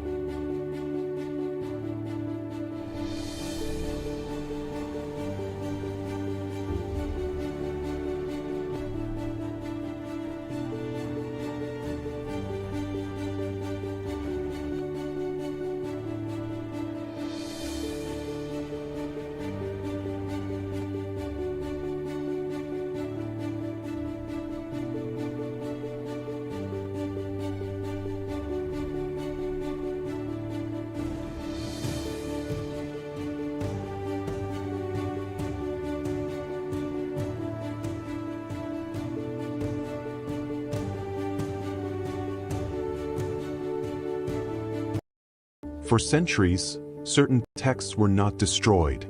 They were hidden. Modern researchers have uncovered the existence of forgotten manuscripts. Ancient grimoires containing invocation rituals, formulas considered magical, and fragments of writings once connected to the earliest biblical texts. They were not ordinary books. They were considered dangerous. These documents described forbidden symbols, sacred names spoken only in secret, and suppressed prophecies that never entered the official scriptures. Messages that contradict what has been taught for centuries. That is why they were hunted. The church labeled them heretical. Governments banned them. Their guardians were silenced, and those who copied them were persecuted. Some grimoires survived hidden in monasteries, others beneath sealed libraries, and some were buried alongside those who swore to protect them. The few researchers who gained access to these texts described the same reaction and the certainty that something essential was removed from history, not because it was false, but because it was too powerful. These writings suggest that early spiritual knowledge was not only about faith and obedience, but about contact, sacred language, and a direct relationship with the divine, one that escaped human control. Perhaps that is why it was hidden. Perhaps that is why it was never meant for everyone. Because when knowledge changes, power changes with it. The story will continue in future chapters.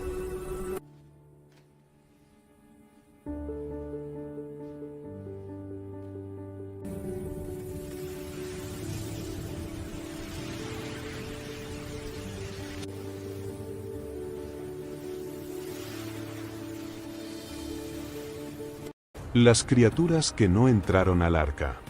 Cuando el cielo aún no había llorado su primer diluvio, el mundo ya temblaba. Las nubes se reunían como ejércitos y la tierra sentía que algo definitivo estaba por ocurrir. Noé construía el arca en silencio, siguiendo una voz que no pertenecía a este mundo. A su alrededor, los animales llegaban en pares, obedientes, guiados por un instinto antiguo. Pero no todos fueron llamados. Desde los rincones olvidados de la creación comenzaron a aparecer otras criaturas. Los rechazados. Primero llegaron los Nefilim, gigantes de sangre mezclada, hijos de dioses antiguos y humanos.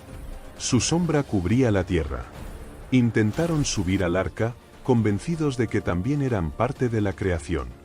Pero el arca no se movió. La madera crujió y permaneció cerrada. Luego surgieron las quimeras, cuerpos de león, serpiente y ave, rugiendo de miedo más que de furia. Suplicaron con ojos que nunca habían conocido la compasión. El viento respondió por Noé, no había lugar para ellas. De los bosques emergieron los hombres bestia, licántropos, sátiros, criaturas nacidas del caos y la avaricia humana. Ellos no fueron creados para preservar la vida, sino para deformarla. En los cielos, los dragones antiguos giraban en círculos, sabios y terribles. Uno descendió, su voz como trueno. ¿También nosotros seremos olvidados? La respuesta fue el silencio. La razón del rechazo. No fue por su forma, fue por su origen.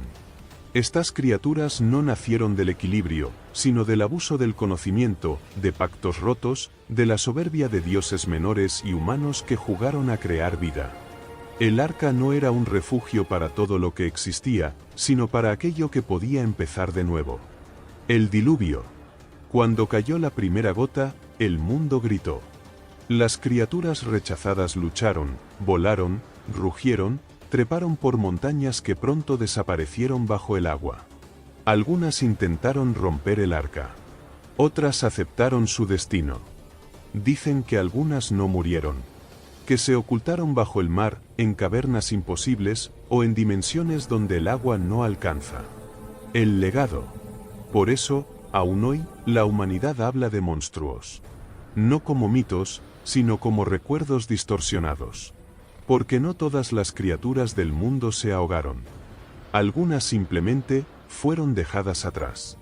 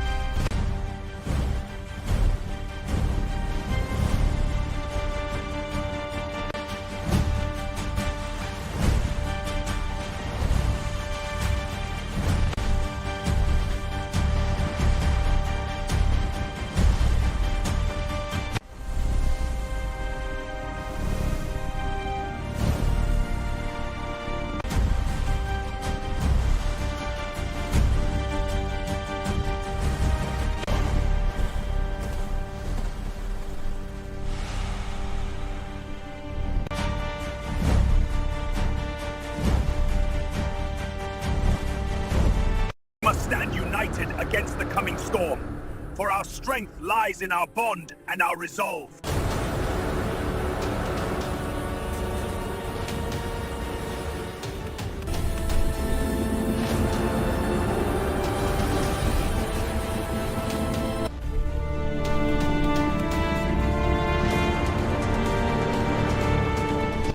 En el corazón de África Oriental, donde la sabana respira fuego y polvo, vive el pueblo Agzabe, una de las últimas tribus cazadoras-recolectoras del planeta. Su mundo no tiene cercas ni relojes. Aquí, la vida y la muerte caminan juntas, y cada amanecer puede ser el último. Cuando el sol aún no rompe el horizonte, los cazadores Agzabe se levantan en silencio. Sus cuerpos están marcados por cicatrices antiguas, recuerdos de encuentros con hienas, búfalos y leones. No cazan por gloria ni por deporte. Cazan para sobrevivir.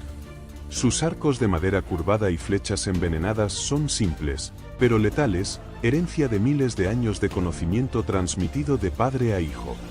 El león, rey de la sabana, no es un mito para ellos. Es un enemigo real. Cuando un león comienza a acechar los campamentos, atacar niños o robar presas, la tribu sabe que debe actuar. No hay miedo visible, solo respeto. Antes de la caza, los ancianos murmuran palabras antiguas, pidiendo permiso a los espíritus de la tierra. Matar a un león no es victoria, es sacrificio. La persecución es brutal. Horas bajo el sol abrasador, siguiendo huellas casi invisibles entre la hierba alta. El viento decide la vida. Si cambia, el león atacará. De pronto, el rugido rompe el aire. El suelo tiembla. El animal emerge como una sombra dorada, músculos tensos, ojos de fuego. Un segundo de error significa la muerte. Las flechas vuelan. El veneno hace su trabajo lentamente.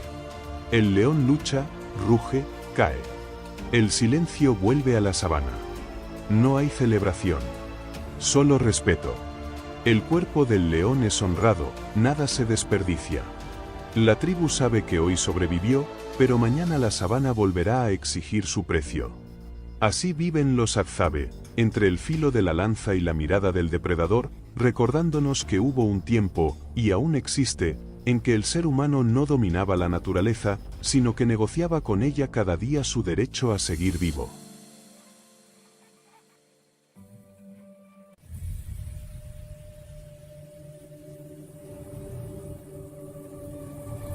La era de hielo no fue solo un tiempo de frío.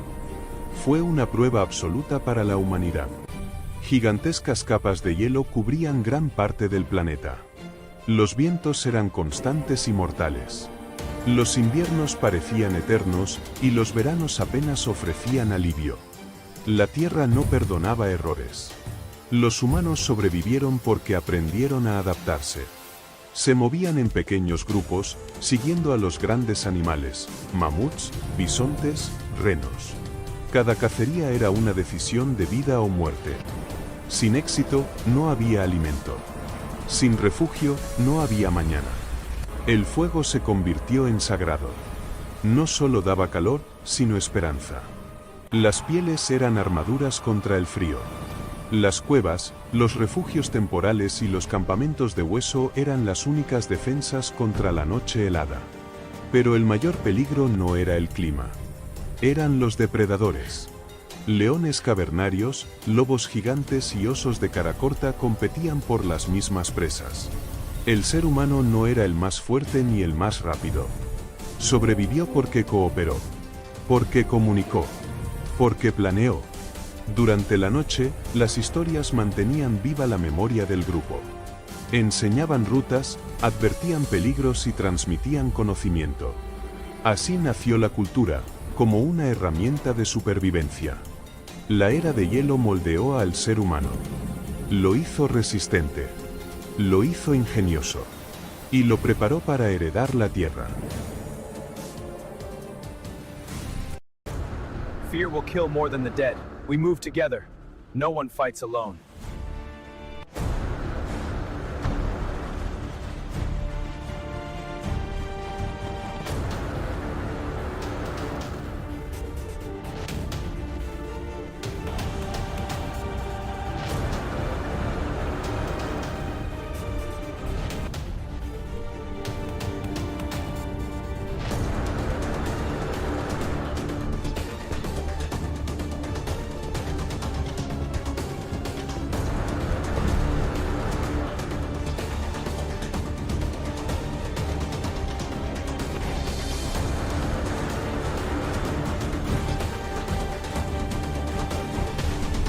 One by one. Don't waste your shots. Aim for the legs.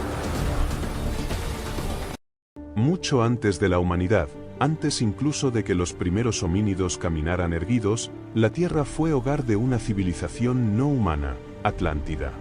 Sus habitantes no eran hombres. Eran reptilianos humanoides, genéticamente avanzados, descendientes de una inteligencia llegada del cosmos en una era olvidada. No conquistaron el planeta, lo eligieron. Su biología estaba diseñada para un mundo joven, inestable y cargado de energía geológica. Atlántida no era primitiva. Era futurista, incluso según nuestros estándares actuales. Sus ciudades flotaban parcialmente sobre el océano, sostenidas por campos de energía generados desde el núcleo terrestre. Torres de cristal orgánico y metal vivo se alzaban desde plataformas circulares, alineadas con estrellas que hoy ya no existen en el mismo lugar del cielo. La arquitectura no se construía, crecía. Los atlantes reptilianos dominaban una tecnología basada en resonancia, frecuencia y conciencia. No usaban máquinas como las nuestras. Usaban la Tierra misma como fuente de poder. Sus templos funcionaban como nodos energéticos planetarios, regulando clima, placas tectónicas y océanos. Pero su mayor error fue la confianza. Al manipular fuerzas planetarias y cósmicas, alteraron el equilibrio que los mantenía con vida. El núcleo se volvió inestable. Los océanos comenzaron a elevarse. La red energética colapsó. En un solo día y una sola noche, Atlántida cayó. La isla se fracturó. Las ciudades se hundieron lentamente mientras los campos de energía fallaban uno por uno. Algunos atlantes lograron escapar, unos hacia las profundidades del océano, otros hacia refugios subterráneos, y unos pocos dejaron el planeta. Cuando los humanos aparecieron millones de años después, no encontraron ruinas visibles. Solo mitos. Solo dioses serpiente. Solo un recuerdo enterrado bajo el mar. Atlántida no fue un mito. Fue la primera civilización de la Tierra. Y su caída fue la advertencia que nadie escuchó.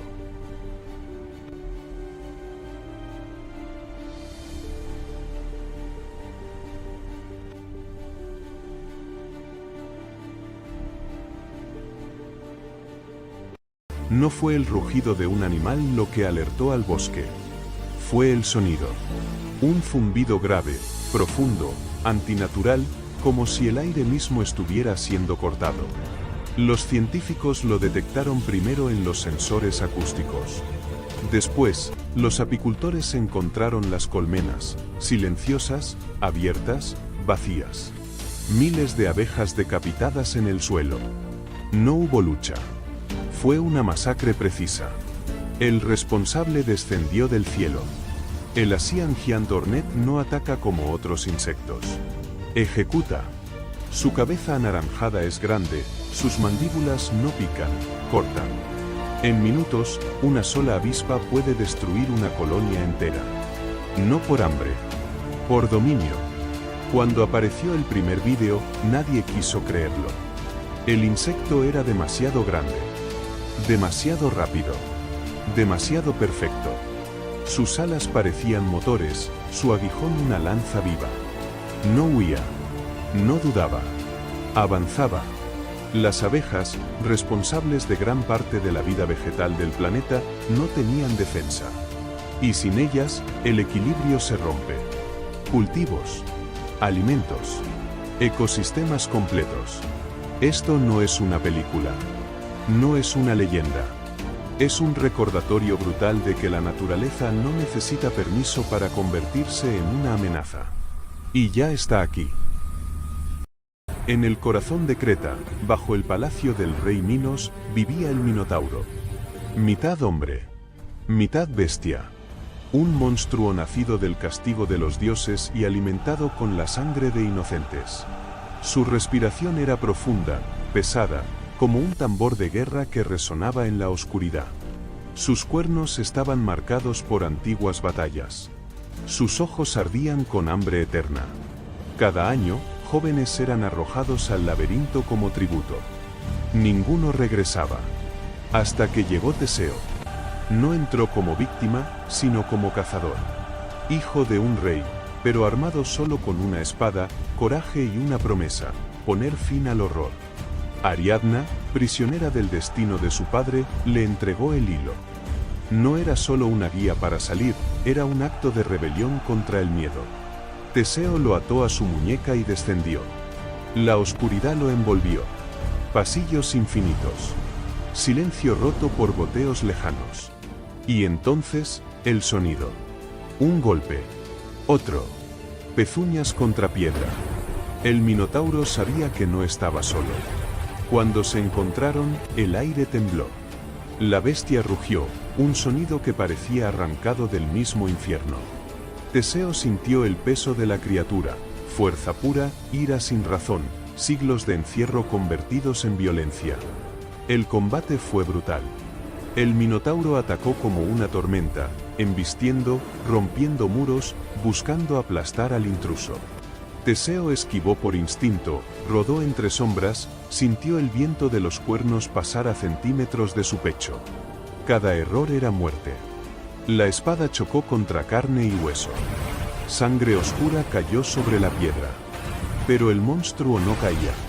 En un instante de silencio, Teseo vio algo más que furia en los ojos de la bestia. Vio dolor. Vio soledad. Vio una existencia condenada desde el nacimiento. No dudó. Con un último grito, impulsó la espada hacia el corazón del Minotauro. El rugido final sacudió el laberinto. La bestia cayó, y con ella, el miedo que había dominado Creta durante generaciones. Teseo quedó de pie, respirando entre ruinas y sangre. No era solo un vencedor. Era un símbolo. Siguiendo el hilo de Ariadna, salió del laberinto llevando consigo algo más que la victoria, la prueba de que incluso los mitos más oscuros pueden ser derrotados. Así terminó el reinado del monstruo. Y así nació la leyenda de un héroe. Porque los verdaderos laberintos no están hechos de piedra, sino de miedo.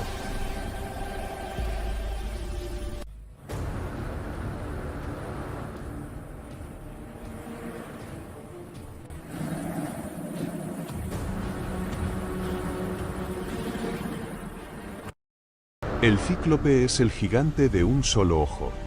Una criatura colosal nacida del mito antiguo, la fuerza bruta y el aislamiento. Las leyendas lo describen como un ser enorme, con un único ojo gigantesco en el centro de la frente, un ojo que observa sin piedad y nunca duerme. Su cuerpo parece hecho de piedra viva, con músculos endurecidos por el trabajo eterno y la supervivencia. El cíclope vive apartado del mundo de los hombres, habitando cuevas y tierras desoladas. No cultiva. No construye ciudades. Caza. Sobrevive. Resiste. Temido por humanos y dioses por igual, el cíclope representa el poder sin ley, la fuerza sin civilización. Sin embargo, no es una bestia sin mente. Conoce el fuego. Forja. Recuerda. En tiempos antiguos, el cíclope fue tanto monstruo como artesano, creador de armas legendarias, dominador del hierro y el trueno. Su único ojo simboliza un enfoque brutal, viendo solo lo que tiene delante, presa, amenaza o desafío. El cíclope no es malvado por naturaleza. Es antiguo. Está solo. Y es imparable. For thousands of years, humans lived in a harsh and dangerous world. They were neither the strongest nor the fastest. Extreme cold, constant hunger, and large predators dominated the earth. Every sunrise was a new challenge, and every night survived was a victory. To stay alive, early humans learned to cooperate. Hunting was done in groups, with simple but effective strategies. Sharing food wasn't a choice, it was necessary. Individual survival depended on the success of the group. With stones, bones, and wood, they made rudimentary tools that allowed them to cut meat, work animal hides, and defend themselves. These tools were not accidental. They were refined over generations, creating the first human knowledge. The discovery of fire completely transformed their lives. It provided warmth in extreme climates, scared away predators, and allowed food to be cooked, increasing energy for the body and brain. Around the fire, humans began to communicate, teach, and strengthen bonds within the group. Life in the tribe became the foundation of survival. Caring for the injured, protecting children, and respecting the wisdom of elders increased the chances of continuing. Cooperation became the species' greatest advantage. Over time, symbolic expression emerged. Cave paintings, rituals, and burials reveal minds seeking to understand the world and their place in it. Humans were not only fighting to live, they were beginning to think. But this story does not end here. While some groups managed to survive, others dared to go further. They followed animals across unknown lands, faced new climates, and crossed limits never explored. These decisions shaped the future of humanity. In the next chapter, we will follow that journey. We will discover how early human migrations changed the course of our species forever. Because survival was only the beginning, the story of humanity was only taking its first steps.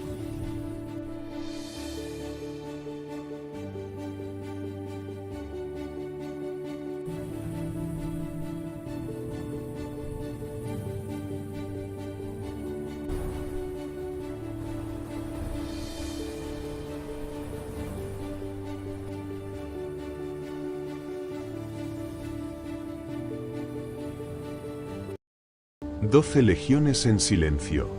La noche pesaba sobre Getsemaní.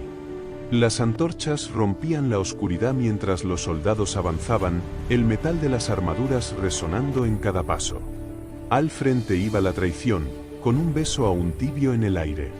El miedo recorría a los discípulos como un temblor contenido.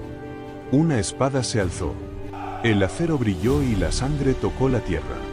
El instante se quebró y el mundo pareció detenerse.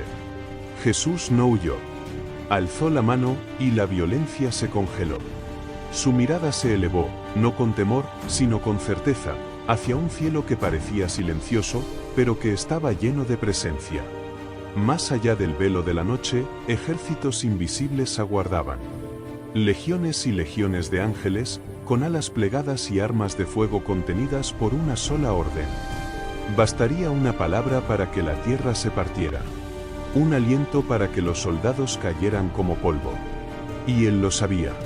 ¿Acaso piensas que no puedo rogar a mi Padre, y que él pondría ahora mismo a mi disposición más de 12 legiones de ángeles? Los soldados rieron, sin saber cuán cerca estaban de su propia destrucción. Pero la orden nunca llegó. Los ángeles no se movieron. El poder eligió la contención. La autoridad eligió la entrega. El amor eligió la cruz. Jesús bajó la mano y dio un paso al frente, permitiendo que lo ataran, no porque fuera débil, sino porque obedecía. No porque el cielo callara, sino porque el cielo esperaba. Los ángeles observaron mientras su rey era llevado. Y el universo aprendió una verdad más grande que la fuerza. El mayor poder no es destruir, sino salvar, aun cuando el precio sea todo. Después de que las palabras secretas fueron pronunciadas, no hubo truenos ni señales en el cielo. Hubo silencio. Un silencio que obligaba a mirar hacia adentro. Jesús observó a los suyos con compasión. Sabía que no todos estaban listos para escuchar que Dios no habitaba solo en templos, sino en el corazón quebrado del hombre, en su respiración, en su conciencia. No vino a quitar la ley, sino a revelar su raíz. El reino no vendrá con señales visibles, dijo con voz serena. No dirán, está aquí o está allá. El reino de Dios está dentro de ustedes. Algunos sintieron paz. Otros, temor. Porque buscar a Dios en el interior significaba enfrentarse a la verdad propia, a la herida, al pecado y también a la chispa divina que nunca fue apagada. Jesús caminó con los cansados, tocó a los impuros, miró a los olvidados. En cada uno veía una morada viva. No habló de sacrificios externos, sino de un cambio del corazón. No habló de miedo, sino de luz. El que se conoce a sí mismo, enseñó, no será dominado por la oscuridad. Y esas palabras sanaban más que cualquier milagro visible. Pero esta enseñanza era peligrosa. Un pueblo que descubre a Dios dentro de sí ya no puede ser esclavizado fácilmente. Por eso muchos cerraron los oídos, y otros decidieron silenciar el mensaje. Aún así, la semilla fue plantada. Y sigue creciendo en cada persona que se atreve a buscar en su interior con humildad y verdad.